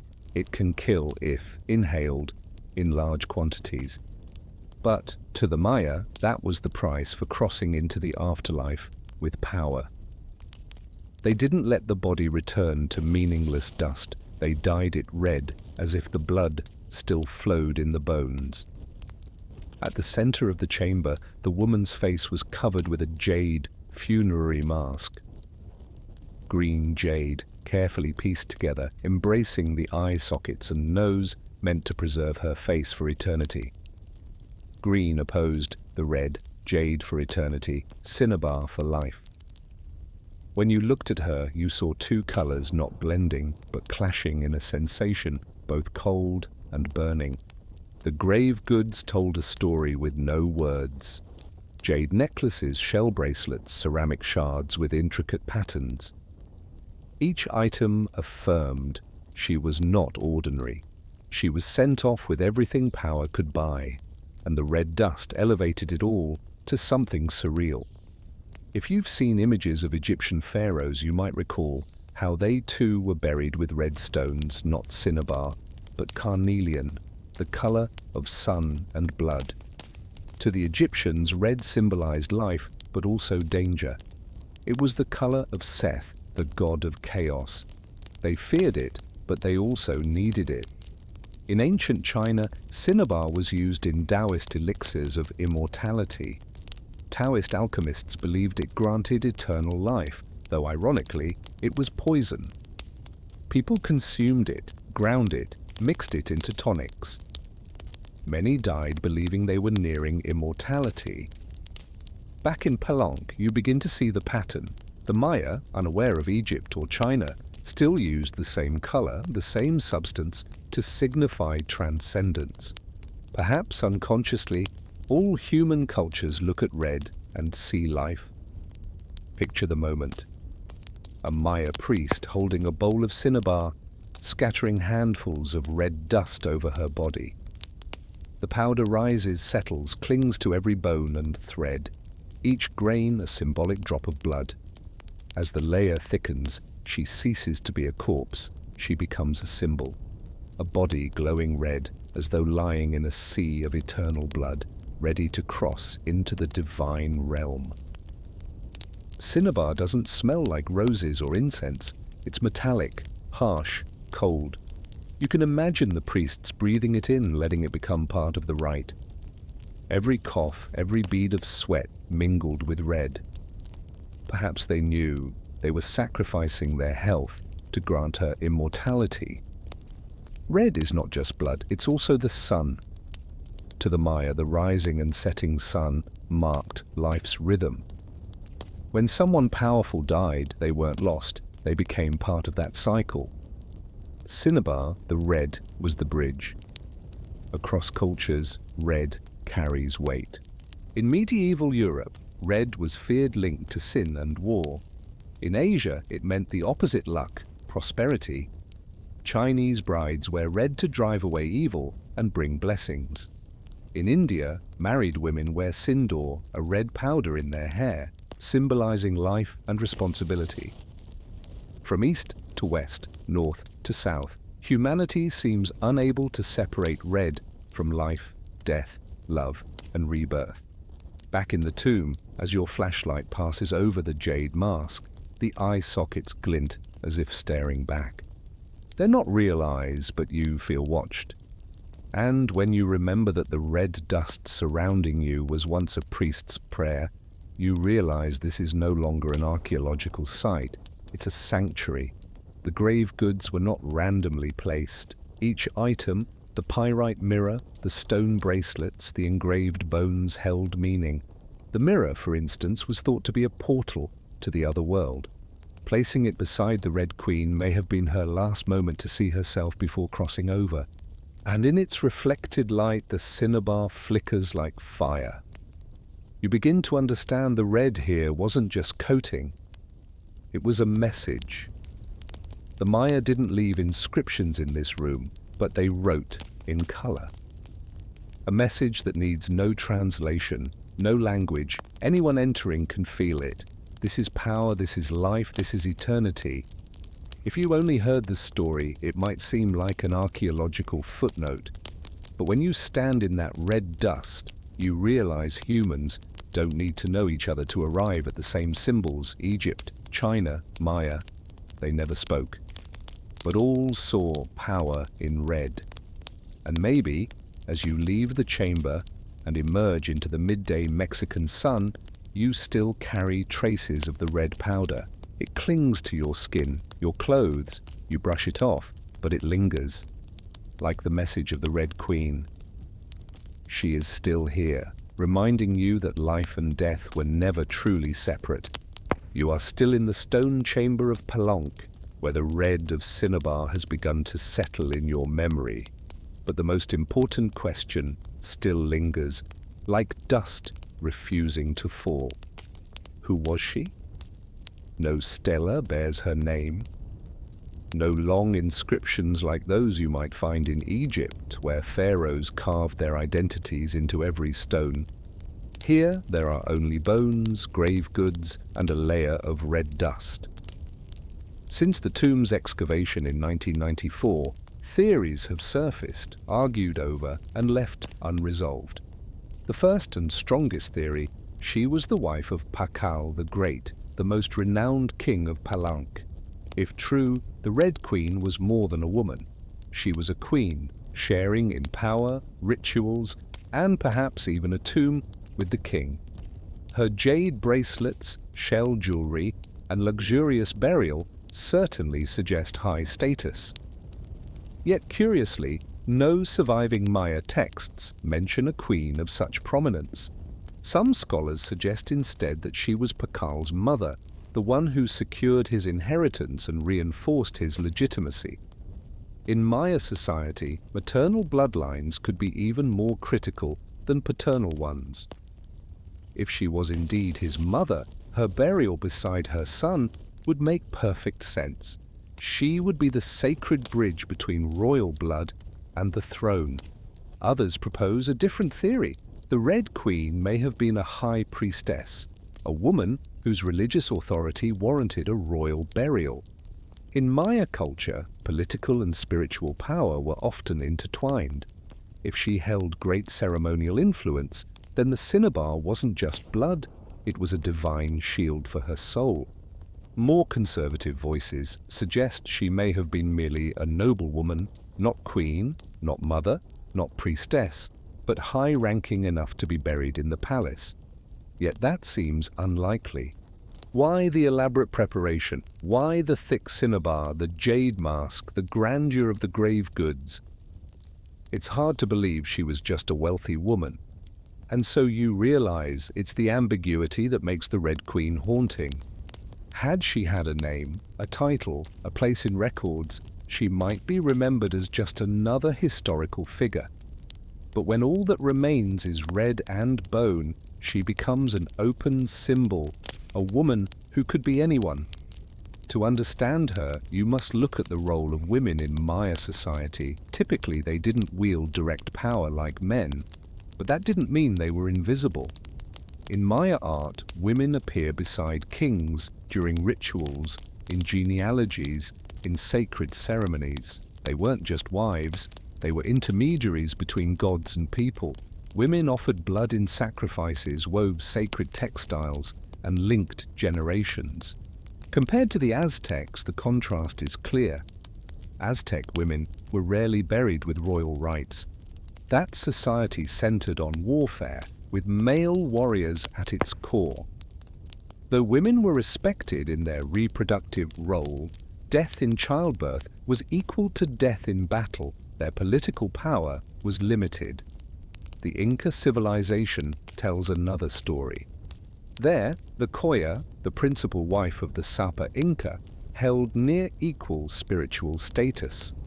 Often a royal sister to preserve bloodline purity, the Coya had ceremonial responsibilities and a voice in state matters.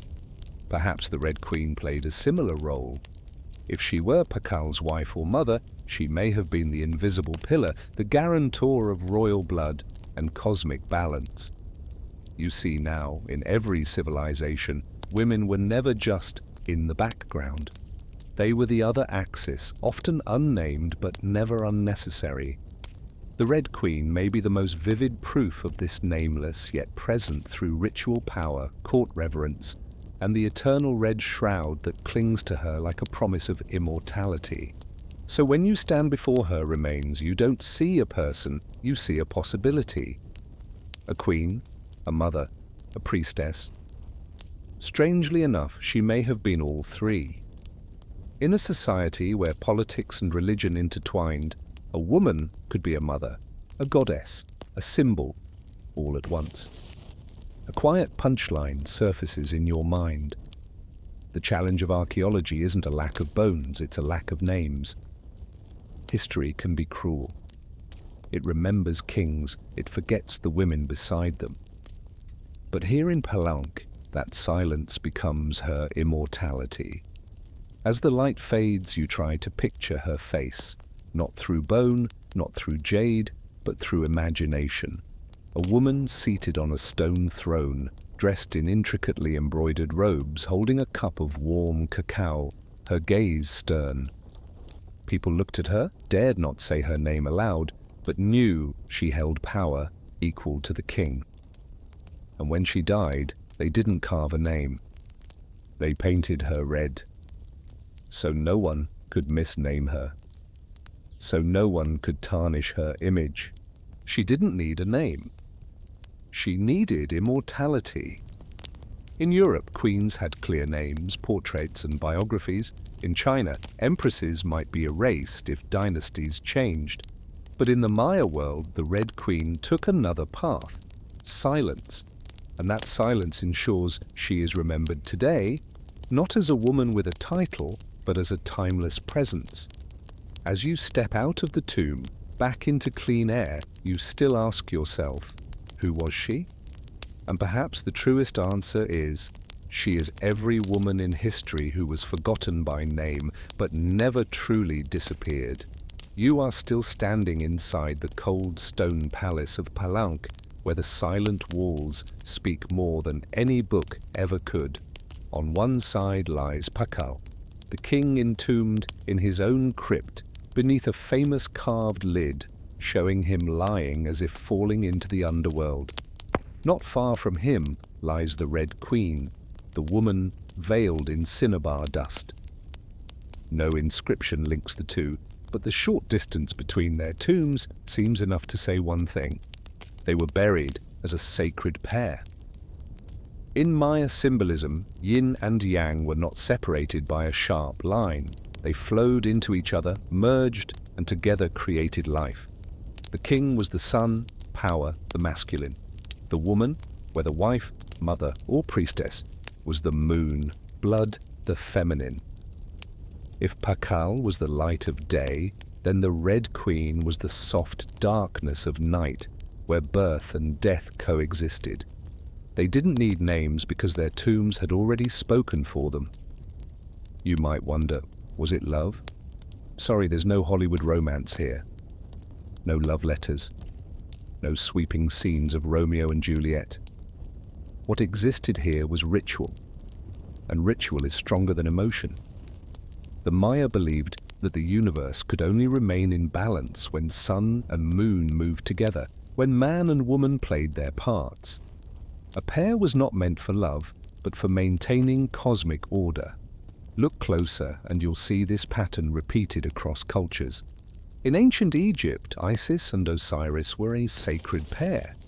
Isis wasn't just a wife, she was the one who resurrected her husband, helping him become the god of the underworld. They weren't simply individuals, but two cosmic forces: life and death, protection and power. In India, there is Shiva and Shakti. One is destruction, the other creation. Without Shakti, Shiva is a lifeless form. Without Shiva, Shakti has nowhere to dwell. Together they form a circle, masculine and feminine inseparable.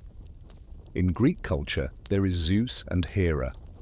Their relationship may have been filled with strife, but ritually they stood as the king of gods and queen of marriage, legitimizing the divine order.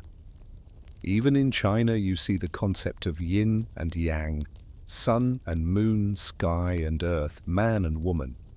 Not absolute opposites, but complementary halves. Back in Palenque, when archaeologists found the two tombs, they weren't simply pondering a personal relationship. They saw a cosmological diagram carved in stone. A king, the light of day; a nameless woman, the darkness and red blood of night. Placed together, they formed an eternal rhythm. And interestingly, it's the cinnabar that makes the symbolism even clearer. Red is not just blood, it's also the color of the setting sun. As Pakal descended into the underworld, the Red Queen followed like the moon lighting the path. In Maya ritual, the sun and moon are never separate. They are needed to measure time, mark seasons, and sustain divine order. A quiet punchline crosses your mind. Sorry, but in this universe there's no such thing as single life. Even in death you come as a pair. Indeed, in Maya society, a king could not enter the afterlife alone. He needed a counterpart not for love, but because the universe demanded it. Compare this with the Aztecs and you'll see the difference. The Aztecs worshipped the sun god Huitzilopochtli, and women were rarely placed as equals in powerful rituals. But among the Maya, the moon was just as sacred as the sun. This made room for a female figure like the Red Queen to be buried beside a king. Compared to the Inca, you see a similarity. The Sapa Inca and the Koya were a cosmic pair, sun and moon. The Koya wasn't just a consort, she was the spiritual balance of the entire empire. Without her, the throne lost legitimacy.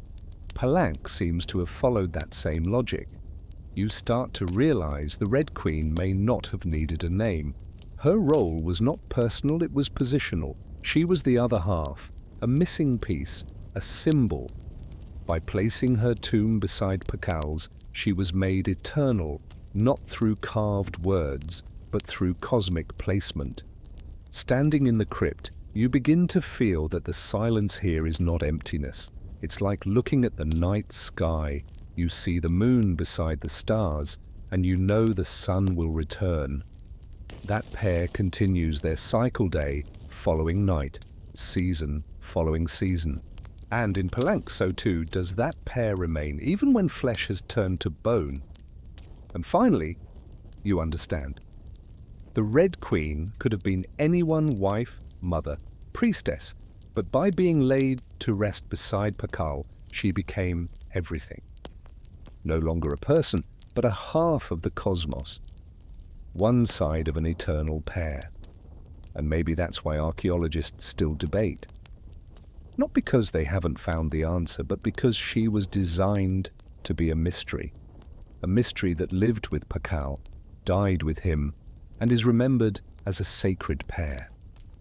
You've just walked through the red shadows of Palenque, where a nameless woman became one half of an immortal universe.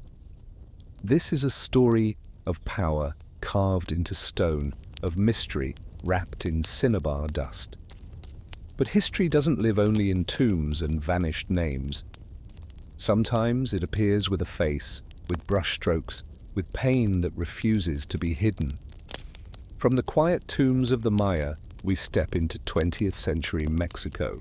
There, too, lived a woman. But she wasn't covered in red dust. She painted it herself. A woman who turned personal pain into global legacy. A symbol vibrant and fragile. Her name was Frida Kahlo. You are sitting in a quiet room, imagining before you a pale blue house, its vivid walls glowing as if they had soaked up the very light of the Mexican sky. This is Casa Azul, the Blue House, where a little girl was born in 1907. People often speak of Frida Kahlo as a rebellious artist, a global icon, but before all of that she was simply a child running through a garden of cacti, red bougainvillea, monkeys and dogs raised like companions. Frida's childhood was far from peaceful. She contracted polio at the age of 6. One leg withered, leaving her with a limp, the target of cruel teasing. But inside that house, her father, a German-born photographer, taught her about art, about light, and about patience. He would tell Frida to look through the lens and see that the world wasn't just what lay before the eyes, but what could be captured and preserved forever. On quiet afternoons, as sunlight filtered into the garden, that father sat beside his daughter and showed her that pain could become another language. Mexico, too, was restless. Revolution was rising, slogans of liberty and equality echoing through the city. The streets near Casa Azul were filled with protesters, red flags, and rallying speeches. Frida was still young, but she could feel the shift, the tremble of a nation trying to redefine itself. It was this backdrop that planted the seed of a Frida who would be both personal and political, always aware of herself as a part of history. Then came the turning point. In 1925, at just 18 years old, Frida and her boyfriend boarded a bus to return home. It was an ordinary afternoon, the roads bustling, wooden wheels creaking over cobblestone. But in an instant, her life was changed forever. The bus collided head-on with a streetcar. The sound of twisting metal, breaking glass, and overlapping screams filled the air. Frida was thrown from the wreck, her small body shattered. A steel rod pierced her abdomen and pelvis. Her spine was broken, her leg was broken, her ribs were broken. They say that when she was pulled from the wreckage, her body was soaked in blood, but also covered in golden dust from another passenger's shattered paint box. Frida's first portrait, perhaps, was that image. Her broken body, glowing gold amidst chaos. Medical care in Mexico at the time was primitive. She underwent dozens of surgeries, wore full-body casts, and was confined to bed for months. Doctors weren't sure she'd survive, let alone walk again. In the stillness of her room, a mirror was mounted above her bed so she could see herself. She couldn't walk. She couldn't go outside. But she could look at her reflection, and she began to paint. Pain turned into brushstrokes, plaster casts became makeshift easels, a sickbed became a studio, every fracture in her body became a trembling line on canvas, every ragged breath from pain became a silent note in a symphony of color. Frida began painting self-portraits not because she loved looking at herself, but because she needed to look directly at her pain. She once said, "I paint myself because I am so often alone, and because I am the subject I know best." That accident, paradoxically, was the birth of her art. Without it, Frida might have been an ordinary Mexican girl, gone to school, married, disappeared into the crowd. But that moment of fate aboard the bus transformed her. She became someone who understood that the body could shatter, but imagination could not. The world outside continued to churn. Mexico entered a new era, fractured politics, reimagined art, revolutionary movements spilling into every barrio. But inside Casa Azul, within 4 turquoise walls, a young woman was learning how to rewrite her life in colors and shapes. She had not yet become the Frida Kahlo the world would know, but the seed had been planted. When you think about it, there's a strange parallel. The ancient Maya women, buried in stone tombs with masks and red dust, transformed fear and death into immortal ritual. And Frida, in the 20th century, without tombs, without cinnabar, used a mirror and a few tubes of paint to do the same. She turned pain into permanence. That's how her story begins. In a blue house in Mexico, with an uneasy childhood, a devastating accident, and a quiet, resolute decision to make herself into art. Imagine a small room, light, filtering through a narrow window, casting shadows on the terracotta tiled floor. On a hospital bed, a young girl sits motionless, her back wrapped in a rigid brace. In front of her is an easel fixed to the bed and a small mirror reflecting a pale face, large eyes, a high forehead, and thick eyebrows that join into a single, defiant line. It seems like a silent scene, but it is precisely in this moment that one of the most powerful artistic voices of the 20th century began to speak. Frida Kahlo began painting self-portraits not to preserve her beauty, but because it was the only thing she could do. Her body was in pain, her movement restricted, and the outside world far out of reach. But the mirror, reflecting her own image, was always there. And from that reflection, she learned to turn her face into a story, a mask, a symbol. If you look at Frida's self-portraits, what you'll notice first is the direct gaze, firm, sometimes cold, sometimes teasing, but rarely fragile. It is not the look of someone who seeks pity. It is a gaze that forces others to witness, to confront the reality she carried. She painted pain not as a wound, but as a language. Her broken spine became a shattered stone column in the broken column.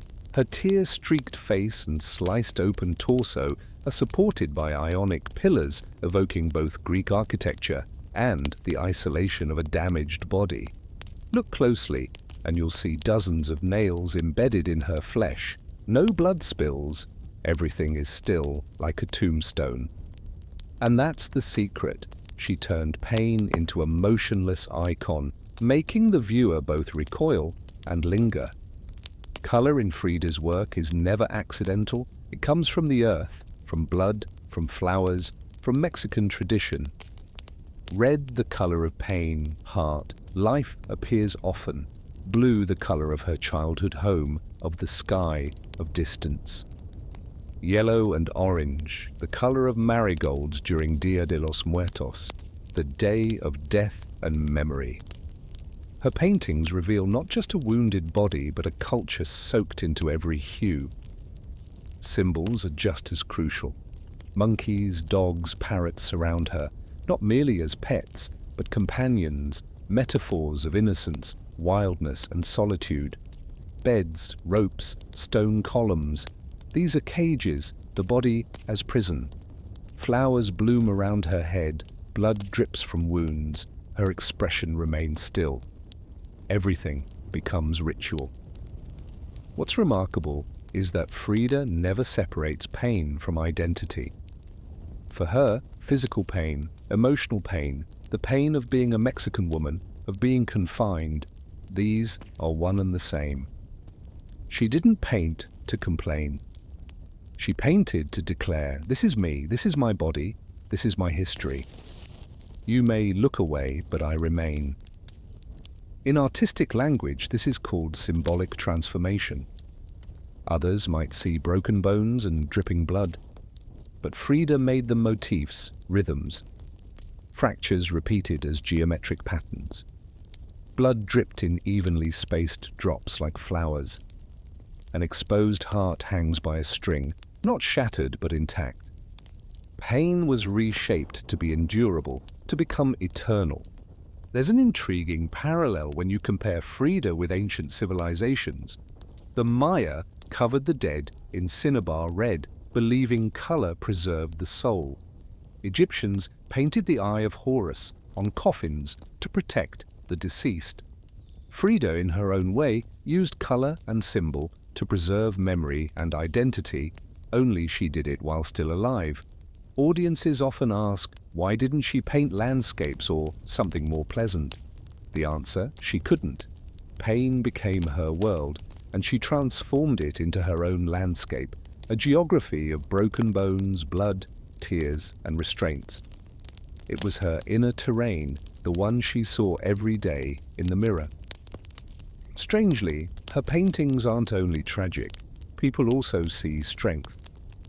Something in that unwavering gaze makes them think, if she endured this, then I can too. And that is why Frida became a timeless icon. A critic once said, Frida didn't paint pictures, she wrote a diary in color. Every painting is a diary entry, a revealed secret, a whispered message that everyone can hear. And because she never hid anything, viewers felt closer to her. Picture it again. A girl lying on a bed, body in plaster, hand trembling as she lifts a brush. Outside, Mexico pulses with revolution, mariachi music, murals of bold color. Inside, there is only silence, the scent of oil paint, and the soft scrape of brush against canvas. But in that silence, a new language was born, the language of pain turned into image. Frida Kahlo proved that pain doesn't only destroy, it can create. That identity isn't something given, but something painted, affirmed, repeated, until the whole world must acknowledge it. And sometimes, to survive, you don't have to escape the pain. You just have to turn it into a painting, hang it on the wall, and let it look back at you. Imagine a sweltering afternoon in Mexico City, the walls covered with massive, colorful murals depicting farmers, workers, and myth intertwined. In the midst of that space, two people meet, a young painter with fiery eyes but a fragile body, and an older, larger-than-life artist already famous as a giant of Mexican art, Frida Kahlo and Diego Rivera. The pair history called The Elephant and the Dove. Their love, if one could call it that, was like an earthquake, fierce, destructive, yet also regenerative. Diego was endlessly unfaithful even with Frida's own sister. Frida too had relationships of her own with both men and women, but they never stayed apart for long. It was as if a thread of culture, politics, and art kept them bound together. To Frida, Diego was a lover, a mentor, and a rival. She once said, "There have been two accidents in my life. One was the bus crash, the other was Diego." The words are dry, measured, but hold both truth and acceptance. Imagine the Casa Azul during the years Frida and Diego lived together. A room filled with paintings, the scent of oil paint, cigarette smoke, the sound of arguments mixed with brushstrokes. Frida painting while Diego sketched revolutionary murals. Their meals often ended in political debate about communism, about workers, about Mexico's future. At times, visitors included Trotsky, exiled in Mexico, or André Breton, the French surrealist. The house wasn't merely a home, it was a crossroads of art, politics, and global culture. For Frida, politics wasn't distant, it entered her very body. When she wore the traditional Tehuana dresses, long embroidered skirts, and headscarves, she wasn't just concealing her crippled leg, she was wearing a declaration, a statement of indigenous Mexican identity, a resistance against imposed European norms. In her paintings, those patterns and colors appear again and again intertwined with national identity. Frida supported communism, but her support wasn't just in slogans. It lived in her paintings of peasants and ordinary women, placing them alongside herself in her work. In her world, politics and the personal had no clear boundary. Love and revolution could both hurt, both save.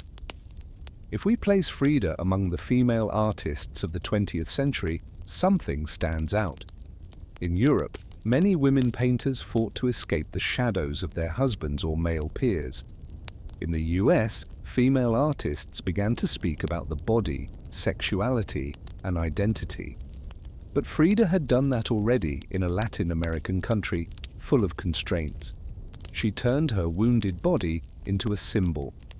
When feminist movements rose later, they saw in Frida a pioneer, a woman unafraid to paint her body, not beautified, not hidden, but as truth made visible. Her relationships with both men and women were part of that truth. She didn't live by traditional marriage models, though she remained tethered to Diego. She dared to love, to try, to be disappointed, to begin again. In the 20th century, with society full of prejudice, that made Frida a symbol of freedom, though she never labeled herself as one. In her art, love and politics fused. She painted Diego as a heart hanging from her chest, as a tumor she could never remove. She painted herself in traditional dress, standing beneath a communist flag, her body and her politics as one. Jealousy and betrayal sometimes appeared on canvas as daggers, but the colors remained vibrant, full of life. It's important to remember that Mexico at the time was rediscovering its identity after revolution. Diego's murals portrayed workers, farmers, indigenous history. Frida, meanwhile, painted herself, her female body, her personal pain, her native symbols embedded in the private. One looked outward, the other inward, but both met at the same point. Mexico had to be reimagined, retold, not in a European voice, but a Mexican one. When we compare Frida with other 20th century female artists like Georgia O'Keeffe in the US or Leonora Carrington in Europe, the contrast is clear. O'Keeffe painted flowers and landscapes using abstraction to evoke femininity. Carrington painted surreal, mystical worlds. Frida was more direct. She painted her own face, her own body, her bleeding heart. No vague metaphors, hers were symbols of flesh and bone. That made her seem too personal in her time, yet revered later as a trailblazer in feminist art. In a world where many women were erased from art history, Frida didn't wait for someone to inscribe her name. She inscribed it herself in blood, in color, in unwavering eyes. And her stormy love with Diego, their breakups and reunions, their political arguments, her blazing Tijuana dresses, all came together as a symphony of chaos and pride. Today, looking back, Frida is more than just a Mexican painter. She is a global icon of intersection between love and politics, tradition and innovation, the personal and the collective. And just like her love for Diego, just like the politics she embraced, nothing was ever perfectly whole. Only the relentless drive to transform everything into art, leaving the world a legacy both intimate and universal. Imagine this. We step out of the small, narrow rooms where Frida once painted out of the wooden bed with mirrors mounted on the ceiling so she could paint herself. We leave behind 20th century Mexico and step straight into the present. And yet, Frida is still here. No longer the small woman in a Tijuana dress, but a towering icon seen everywhere from art galleries and book covers to tote bags in street markets. Frida's legacy isn't just in the 100+ paintings she left behind, it lives in how she became a global face of resilience, feminism, and Mexico itself. Walk past any modern art museum and you're almost guaranteed to see those iconic, fused eyebrows. That's no longer just Frida's face, it's a symbol, like Che Guevara's shadow on a wall or Marilyn Monroe in pop art. Why did Frida become a global icon? In part because she told a story that generations of women recognized, a story of pain but not silence, a story of a wounded body transformed into art. As the feminist movement spread across the 20th century, Frida emerged as a kind of spiritual older sister, despite having died in 1954. Her self-portraits were not self-obsessions but declarations. I exist with all my wounds and I do not apologize. Today, if you go online, you'll see Frida's image everywhere. Instagram is filled with posts using her to speak about freedom, feminism, and creativity. On TikTok, there are Frida cosplay videos, complete with connected eyebrows and Tijuana skirts. Pinterest boards overflow with Frida-themed room decor. Bright colors, flowers, mirrors, cacti. Frida has become an aesthetic, a way of life, not just an artist. Of course, some critics argue her legacy has been over-commercialized. T-shirts with her face are sold in bulk, lipstick lines bear her name, and even a Frida Kahlo Barbie exists, despite her family's objection. But ironically, this commercialization proves something. Frida no longer belongs only to Mexico, or even to art. She's part of the global imagination. What's unique is that Frida became a symbol not just of feminism, but of Mexican culture. When you see a Tijuana dress, bright floral patterns, you're seeing traditional Mexico come alive. She didn't erase her indigenous roots to appear universal. Quite the opposite, it was by holding on to them that she became universal. A beautiful paradox, the more specific and personal something is, the wider it resonates. If we compare her to other feminist icons, Simone de Beauvoir in France, Gloria Steinem in the US, component placement or Angela Davis in the Black Power movement, Frida stands apart. She didn't write manifestos, didn't give speeches, didn't lead a movement. She just painted. But each painting was a manifesto, a silent speech, a personal movement. And in a world overflowing with words, her colorful silence echoes louder. Today, Frida is everywhere in fashion, from Gucci and Dior to indigenous Mexican designers, all draw from Tijuana dresses, floral headpieces and vibrant reds, greens and golds. In cinema, she lives on through Frida, 2002, starring Salma Hayek, which introduced her to a global audience. In music, she's inspired countless artists. In visual art, young painters recreate her in pop, digital, and graffiti styles. She is no longer confined to oil on canvas. One could say Frida has become a kind of language. When someone wants to speak about female strength, they invoke Frida. When someone wants to emphasize Mexican identity, Frida appears. When someone wants to speak of resilience through pain, Frida again. Few figures of the 20th century have this kind of multi-layered symbolism. What's fascinating is that Frida wasn't perfect. She was jealous, bitter, vulnerable, full of contradictions. But that's what makes her relatable. A symbol isn't about being flawless, it's about daring to exist, fully and honestly. Imagine you're walking down a street in Mexico City today. On an old wall, a graffiti of Frida Kahlo stares back at you, eyes unwavering, the Mexican flag behind her. A few steps later, in a small shop, a tote bag with her face swings by the door. In a nearby cafe, a pop art Frida hangs next to a quote. She's everywhere, as if she's a familiar friend to the whole world. This is her legacy beyond the canvas. Frida left behind more than just oil paintings. She left behind a person, a symbol, a source of inspiration. And with each new generation, she is reimagined, reread, layered with new meaning. In the 21st century, where social media turns images into language, Frida may have found a new space to exist. She becomes a meme, a hashtag, a filter. An artist long gone, yet more alive than ever. And so as we close this story, we understand Frida Kahlo was not just an artist. She was proof that the personal can become global, that pain can turn into beauty, that a fragile life can become immortal. And so our long journey through the Middle Ages drifts to an end. We have walked on damp straw floors, tasted the heavy bread of survival, and watched how power shaped both peasants and queens. What began as just a single day in 1325 has stretched into the lives of rulers, mysteries, and artists, all part of the same long human story.